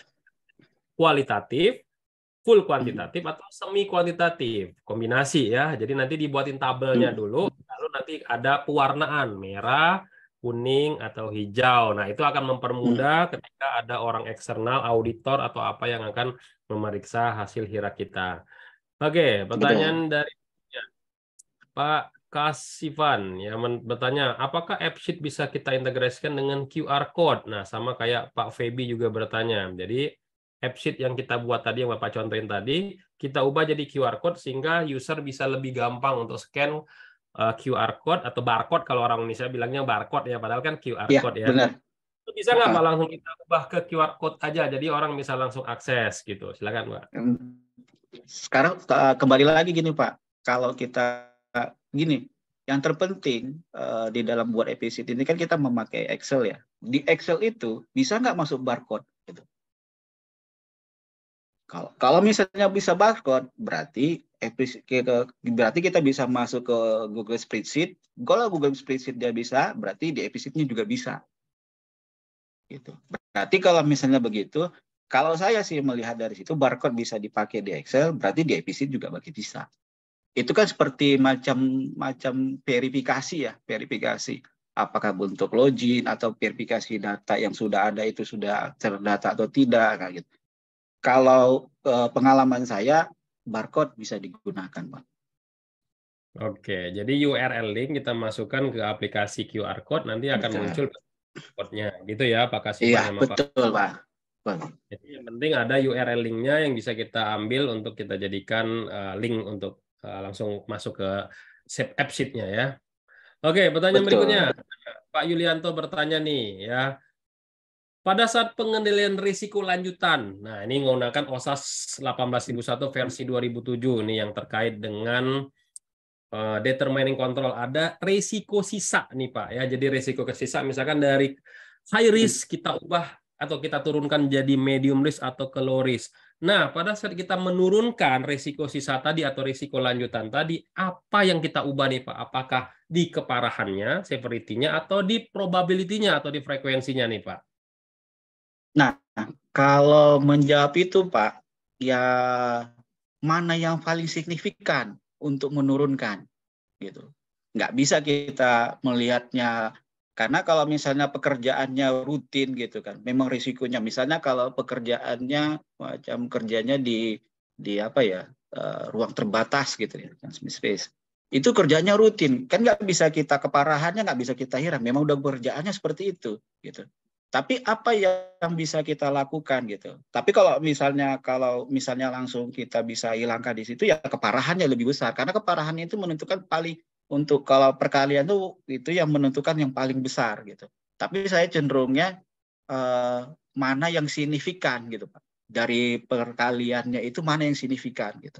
Karena kan ujung-ujungnya kan yang terpenting di akhirnya itu kan risikonya bisa kita terima gitu. Paling signifikan dan turun high risk-nya, nah aktivitas pun juga bisa kita lakukan di pekerjaan yang akan datang. Gitu Pak. Oke, jadi ini menjawab juga pertanyaan Pak Azam ya sama Pak Yulianto. Jadi yang mana bisa kita turunkan keparahan atau frekuensi, ya kita lihat dulu dari aktivitas pekerjaan tersebut, mana yang signifikan bisa kita lakukan secepat mungkin gitu ya Pak, yang paling memungkinkan kita bisa Benar lakukan Pak, itu juga. benar. Ya bila perlu yang budgetnya kecil Pak ya. Benar Pak, karena kan kalau otomatis kalau sebenarnya di dalam perusahaan ini apa ya, K3 sama lingkungan lah, K3 itu beban biayanya cukup besar gitu, cukup besar itu di situ. Nilai opportunity-nya, keuntungannya itu nggak terasa nggak ada rasanya sama perusahaan. Apalagi zaman sekarang ini yang banyak perusahaan yang apa ya, kesulitan gitu. Dia langsung nampak, oh dapat keuntungan sekian tahun, sekian bulan itu dapat gitu. Itu yang harus kita, orang SAI juga harus pertimbangkan itu gitu. Ya paling tidak kita bisa meminimalkan lah ya, meminimalkan. Kalau cost-nya itu perusahaan itu besar ya kita meminimalkan. Tapi konsepnya kita mengidentifikasi bahaya itu, ya risikonya bisa diterima itu tidak hilang gitu. Itu berjalan sesuai dengan prosedurnya yang sudah ditentukan gitu. Oke, jadi gitu ya untuk keparahan frekuensi mana yang harus dilakukan. Oke, Bapak Ibu semua, kalau ada pertanyaan selanjutnya silakan raise hand aja ya, ditekan tombol raise hand ya.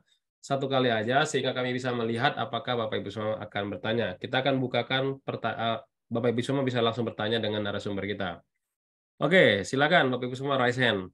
Oke, ini Pak Syarwansyah. Silakan Pak Syarwansyah. Di-unmute dulu, Pak. Dari mana, Bapak? Silakan. Halo, Halo?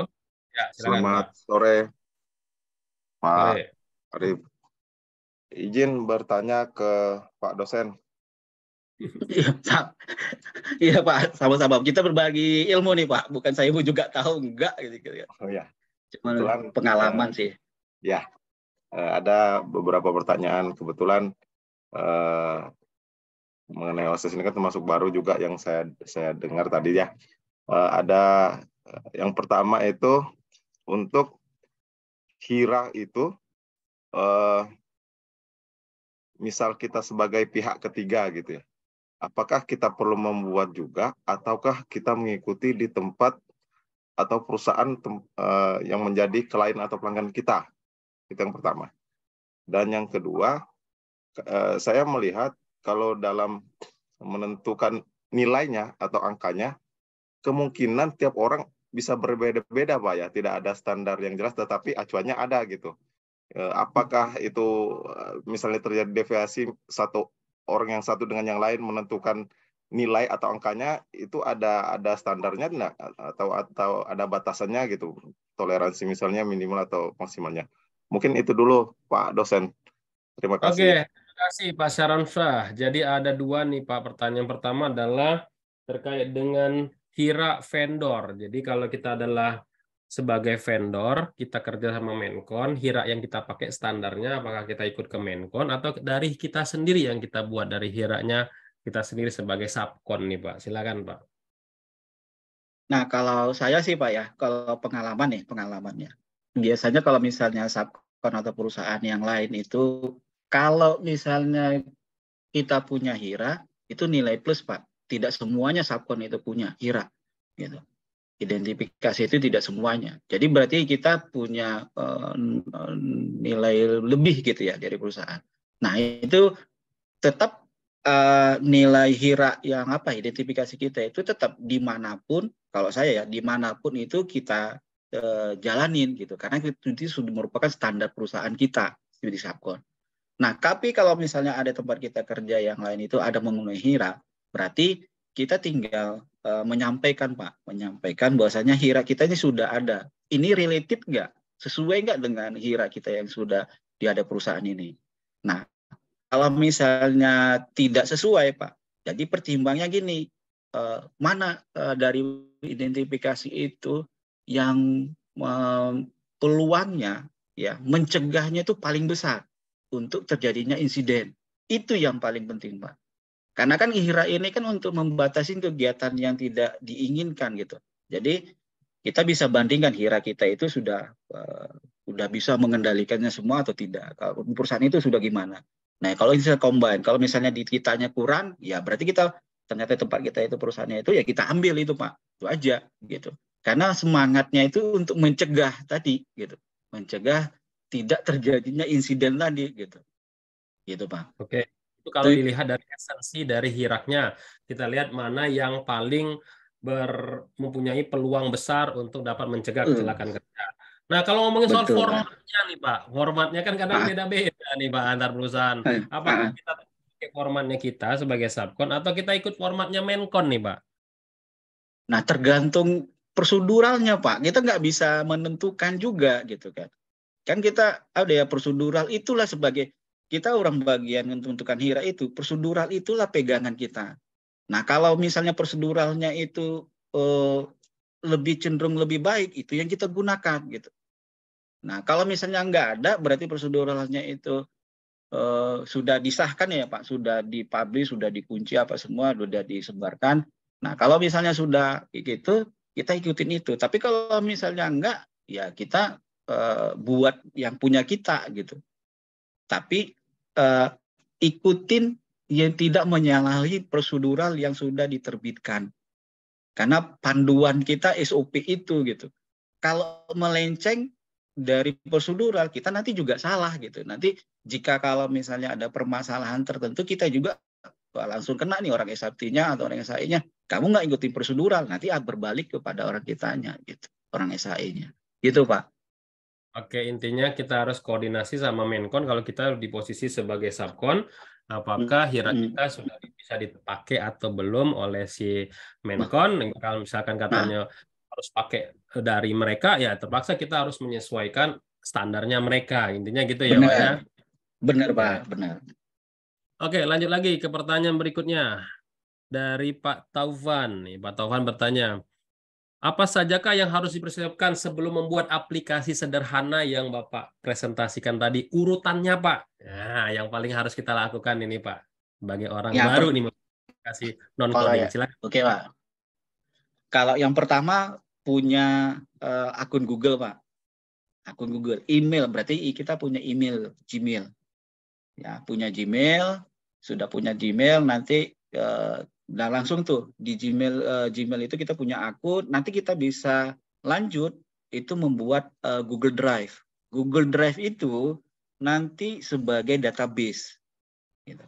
Database bahwasanya kita punya database data yang kita input itu nanti masuk ke database akun kita. Nah, saran saya kalau misalnya kita membuat aplikasi ini jangan digabungkan dengan email pribadi ya, Gmail pribadi, dikhususkan gitu. Misalnya kalau dikhususkan kalau misalnya bentuknya CC semuanya gitu. Jangan disamakan. Nanti karena pengaruhnya di kapasitasnya, karena kapasitasnya kita free cuma 15 giga. Ya, kalau fotonya banyak itu kan berarti agak berat dengan dokumen kita, foto kita juga gitu. Jadi dikhususkan di situ. Nah, sudah dapat gitu. Nah, tinggal kita pertama buka di Excel, Pak. Di Excel kita desain ya tabelnya tadi. Kalau misalnya tabelnya itu kita desain apa yang harus kita ingin diinputkan di situ. Jadi diinputkan. Nah, udah di Excel, kemudian file Excel ini masukkanlah ke Google Drive yang tadi. Google Drive tadi. Nah, di Google Drive itu nanti langsung berubah instansinya Excel menjadi Google Spreadsheet. Nah, Spreadsheet ini sudah berarti kita sudah ada desain aplikasinya, aplikasinya sudah ada. Berarti tinggal kita masuk ke Episheet. Nah, kita buka aja Episheet-nya. Episheet itu di web juga ada, tinggal kita login, registrasi. Nah, kemudian kita nanti di smartphone juga Episheet-nya kita buat gitu. Itu kita buat. Nah, kita buat. Nah, kemudian kita nanti tinggal create aja, Pak.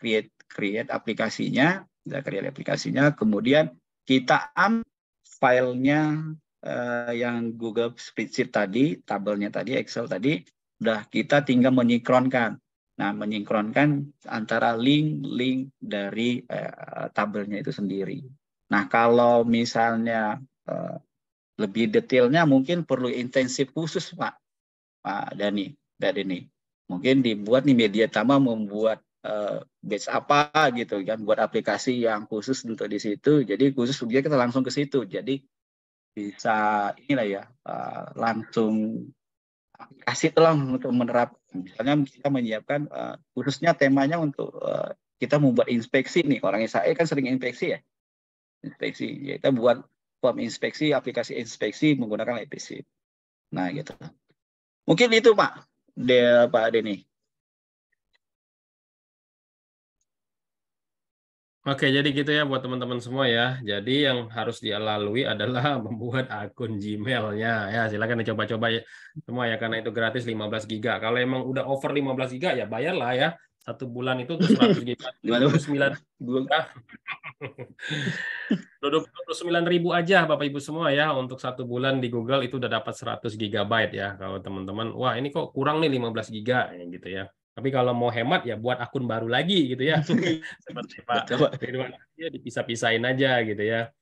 Oke Bapak Ibu semua, silakan kalau ada pertanyaan lagi raise hand dulu ya. Silakan di raise hand supaya Bapak Ibu semua bisa langsung berbicara dengan narasumber kita.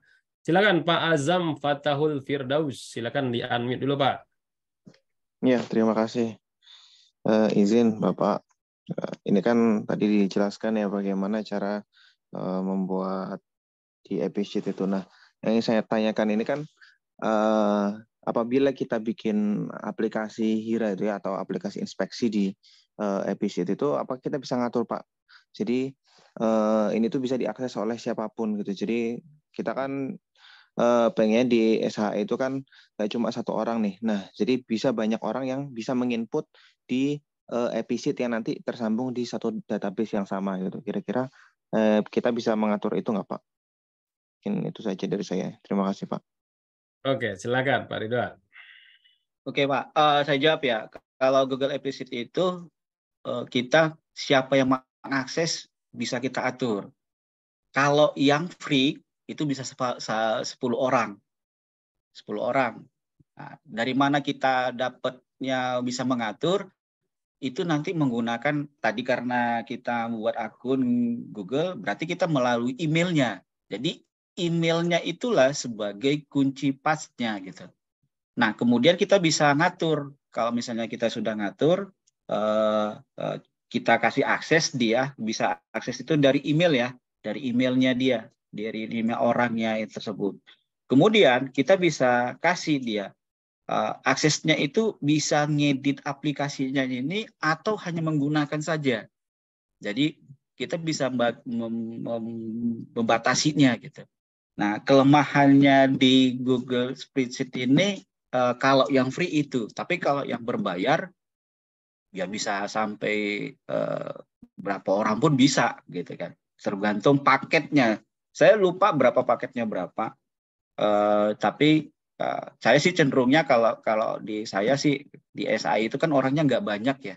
Kalaupun banyak pun nanti mungkin jelimet juga sih untuk ininya. Jadi orang tentunya misalnya stafnya gitu atau kepala bagiannya itu yang bertanggung jawab untuk di situ gitu, untuk mengaksesnya di situ. Jadi di episode itu bisa kalau yang free 10 orang kita menggunakan Gmail dan kita bisa batasin dia hanya menggunakan saja, kita yang sebagai untuk editing programnya tadi di episode. Mungkin itu Pak Denny. Jadi seperti Google Drive ya Pak ya, ada yang bisa ngedit, ada yang cuma bisa read doang, yang betul. Iya. Iya. Tapi cuma memang dibatasi 10 orang ya Pak ya. 10 orang gitu. Kalau yang free. Kalau yang free. Kalau yang free. Misalnya kecil. Lebih Ini ya, budget 10 orang juga. Ya. Free gitu. Tapi kalau perusahaan besar ya diusulkanlah ya untuk masuk ke dalam anggaran. Ya tadi saya anggaran, bilang gitu. Cuma 29.000 kok untuk 100 GB kalau untuk di Google ya, Google Drive. Iya, betul. Oke, lanjut. Silakan pertanyaan berikutnya dari Pak Timothy. Silakan. Wah, ini kita nih. Silakan Pak. Peserta kita yang paling rutin nih, paling rajin. Silakan Pak Timothy, di-unmute terlebih dahulu. Selamat siang Kak Cideni, selamat siang Pak dosen Ahmad. Selamat siang Pak. Pak, ya, saya Pak. mau nanya Pak, dengan aplikasi ini, apakah kita bisa tahu Pak kalau misalnya aplikasi tersebut kita dihack atau mungkin ada orang yang iseng merusak-rusak aplikasi kita Pak, sehingga kita tidak bisa buat laporan atau kita tidak bisa mengetahui rekan kita atau bersama teman kita bekerja buat laporan itu Pak. Itu aja Pak, pertanyaan saya. Terima kasih Pak Timothy. Jadi Pak Ridwan terkait dengan secure-nya, terkait dengan data yang akan kita upload di sana atau kita masukkan di sana karena sensitif nih, apalagi kalau nanti kita buat sistem AppSheet ada laporan kecelakaan, wah diakses orang, nah heboh aja nanti Pak. Silakan Pak untuk secure-nya. Nah kan tadi kan sesuai dengan jawaban yang pertama Pak. Tapi kan kita bisa batasin Pak. Dia bisa menggunakan itu enaknya di episode. Kita bisa batasin, dia bisa. Kalau saya tadi di simulasi itu hanya meng-share itu project-nya untuk Hira. Jadi orang yang bersangkutan hanya di Hira itu saja. Gitu. Di Hira itu aja. Kalau untuk laporan insiden bla bla bla. Nah, kemudian itu kan masuknya di akun Google-nya. Makanya kalau kita yang sebagai editornya gitu enak gitu. Yang bisa membuat aplikasinya. Berarti kalau misalnya dia lapornya masuk kan masuk ke database kita. Bukan sembarangan masuknya gitu. Jadi ya kita bisa memfilter gitu. Nah kalau misalnya sudah memfilter ya kita bisa ya kalau misalnya pertama kita sudah bisa kasih izin ya kita keluarkan saja gitu. Nah kemudian kalau misalnya dihack dengan virus atau apa itu yang enaknya gini di episode sama ini kita karena menggunakan itu dipastikan Pak, dipastikan gitu kan. Karena kita ada 2 aplikasi di Google-nya sama di episode-nya. Berarti kalau misalnya di situ kalau dihack dengan antivirus bla bla sedangkan Google sama menjaga lebih kental gitu dengan malware apa semuanya gitu lebih kental gitu. Berarti aplikasi kita itu ya tetap berjalan dengan baik gitu. Laporan yang tidak pantas gitu kita bisa ya caranya kita membuat Google yang pertama dulu tuh drive-nya itu masuk ke database kita sendiri gitu. Jadi laporan itu layak atau tidak. Kalau misalnya sudah tahu, ya udah kita kan tahu tuh siapa yang mengakses. Nanti ada historisnya itu, ada historisnya siapa yang mengupload bla bla bla bla. Ya tinggal kita kick aja, kita minta kalau misalnya apa dipanggil orangnya laporannya bagaimana. Mungkin itu Pak. Oke, jadi sudah ada secure dari bawaan Google sendiri ya kesimpulannya. Ya. Pak Ridwan, ada pertanyaan dari Pak Randy Nur Salim nih. Jadi kalau kita sudah buat app sheet, itu bisa nggak kita integrasikan langsung ke aplikasi versinya Android di Play Store? Nah, silakan Pak. Seperti di UAUC. Nah, itu ada aplikasinya. Silakan Pak. Itu kalau di itu nggak bisa Pak, karena di episode sendiri sudah ada Android-nya, ada Android-nya gitu. Jadi mereka pasti akan terintegrasi di episode Android-nya, gitu. Mereka lisensi mereka, jadi mereka tidak bisa membebaskan mereka membuat aplikasi sendiri. Lain ceritanya kalau kita misalnya coding sendiri menggunakan Android Studio itu bisa kita langsung upload dia di Play Store gitu. Kalau ini nggak akan dikasih izin Pak. Itu sebagai hak kalau kita sih hak intelektual mereka lah ya. Hasil aplikasi mereka itu mereka dimanfaatkan gitu kan. Akhirnya kalau usernya tertarik mereka akan melanjutkan. Berarti nanti akan diserahkan menu-menu yang lebih complicated. Akhirnya nanti lebih bisa menyaingin aplikasi Android dengan codingan gitu Pak. Ini. Jadi nggak bisa berdiri sendiri gitu. Jadi memang si Google udah buat semacam wadah gitu ya untuk kita berkreasi sendiri. Tidak bisa diambil codingannya kita lepas gitu ya untuk kita masukkan ke ya. Gitu ya Pak, Bapak Ibu semua. Oke, Bapak Ibu semua, materi kita sudah selesai, terus Q&A udah tidak ada lagi pertanyaan. Mungkin kita akan serahkan ke Pak Arif ya apa yang harus kita lakukan selanjutnya. Dan ini ingat Bapak Ibu semua masih ada door prize ya. Door prize-nya hari ini luar biasa ya Bapak Ibu semua ya. Ada 4 kategori door prize. Tapi sebelum kita ke door prize, mungkin saya kembalikan dulu ke Pak Arif. Silakan Pak Arif. Oke, baik teman-teman semuanya. Terima kasih Pak Ahmad Ridwan dan juga teman-teman semuanya sudah hadir di acara webinar Terima kasih, hari ini. Dan sebelum kita tutup ya untuk webinar hari ini, jangan dulu kemana-mana teman-teman. Tetap stay. Wah, sudah ada yang makin berkurang, tapi nggak apa-apa. Buat yang sudah berkurang berarti berpeluang besar untuk mendapatkan door prize yang banyak. Dan sebelum kita akhiri, mari sama-sama kita dengarkan terlebih dahulu closing statement dari pembicara kita. Pada Bapak Ahmad Ridwan dipersilahkan untuk memberikan closing statement-nya. Oke, Pak. Terima kasih.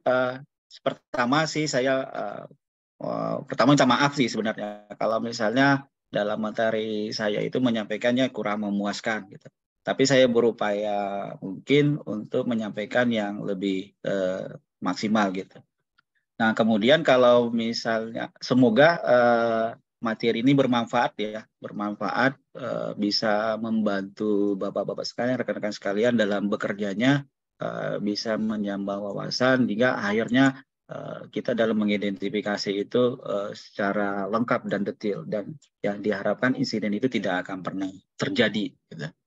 Nah, yang ketiga kalau misalnya berminat untuk pelatihan selanjutnya mungkin bisa menghubungi Media Tama ya Mas Arif ya untuk kelanjutannya pembuatan aplikasinya gitu. Kalau yang berminat saya siap saja gitu berbagi ilmu, mudah-mudahan bisa dengan semakin canggihnya semakin canggihnya orang SAE itu berarti semakin bermanfaatnya gitu.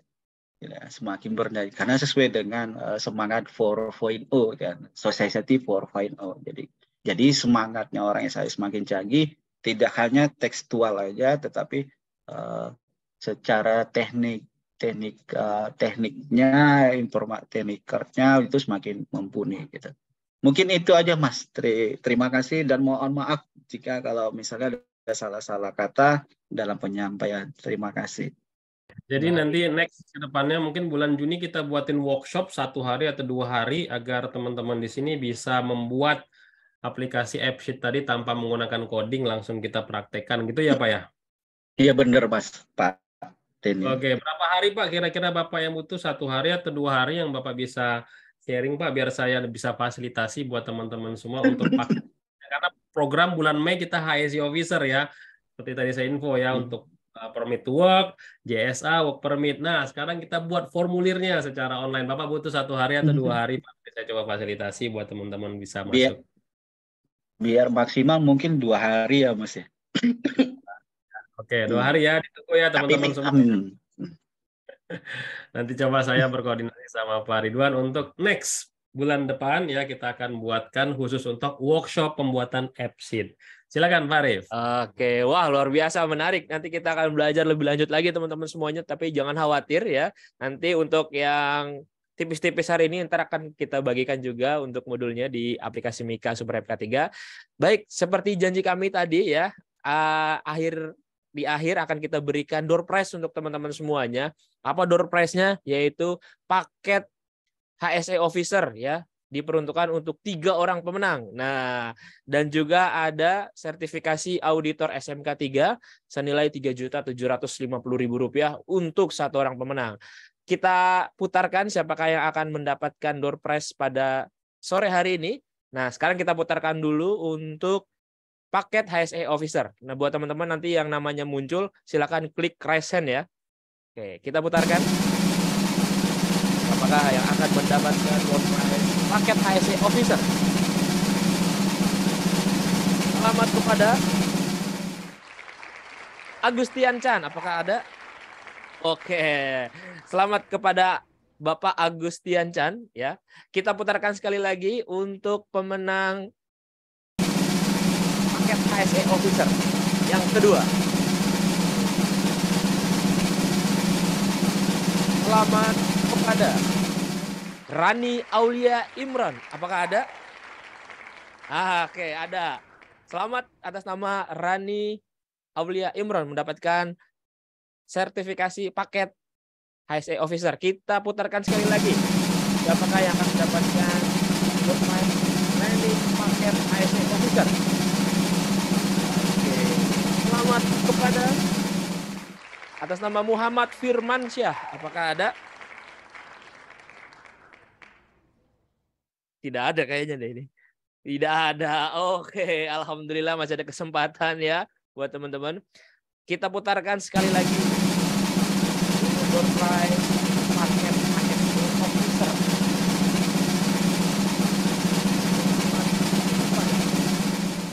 Wahyu Wijayanto. Oke, ada. Ada ya. Selamat kepada Wahyu Wijayanto mendapatkan door prize training paket HSE Officer. Nah, terakhir ini adalah door prize utama kita yaitu sertifikasi auditor SMK 3. Dengan syarat teman-teman wajib sudah pernah mengikuti pelatihan ahli K3 umum. Kita putarkan siapakah yang akan mendapatkan sertifikasi auditor SMK 3 dari Media Tama Academy. Selamat kepada atas nama Ransius Remen. Ada? Oke, ada. Selamat kepada Bapak Ransius Remen mendapatkan 1 door prize sertifikasi auditor SMK 3 senilai Rp3.750.000 dan teman-teman lainnya yang mendapatkan paket HSE Officer. Selamat. Nanti akan kami hubungi di hari kerja terkait untuk proses selanjutnya seperti apa. Baik, terima kasih teman-teman semuanya dan juga terima kasih Pak Ahmad Ridwan sudah berbagi sharing di kesempatan kolega hari ini. Tapi Sabtu depan ada siapa, Arif? Sabtu depan masih dalam konfirmasi nanti sore, Pak, untuk judulnya. Dan untuk teman-teman semuanya pastikan sudah join ke dalam grup Telegram Kolega Media Tama untuk mendapatkan info cepat link registrasi webinar Sabtu depannya lagi ya, teman-teman. Dan juga untuk sertifikat akan muncul di handphone Bapak Ibu semuanya paling cepat 1 kali 24 jam menjadi 20 jam, mohon untuk dihitung terlebih dahulu. Baik, akhir kata saya mengucapkan terima kasih banyak buat teman-teman semuanya. Saya Arif Purwadana. Saya Denny. Saya Ahmad Ridwan. Mengucapkan wabillahi taufiq wal hidayah. Wassalamualaikum warahmatullahi wabarakatuh. Terima kasih Pak. Waalaikumsalam. Sama-sama Pak Denny. Pak Denny.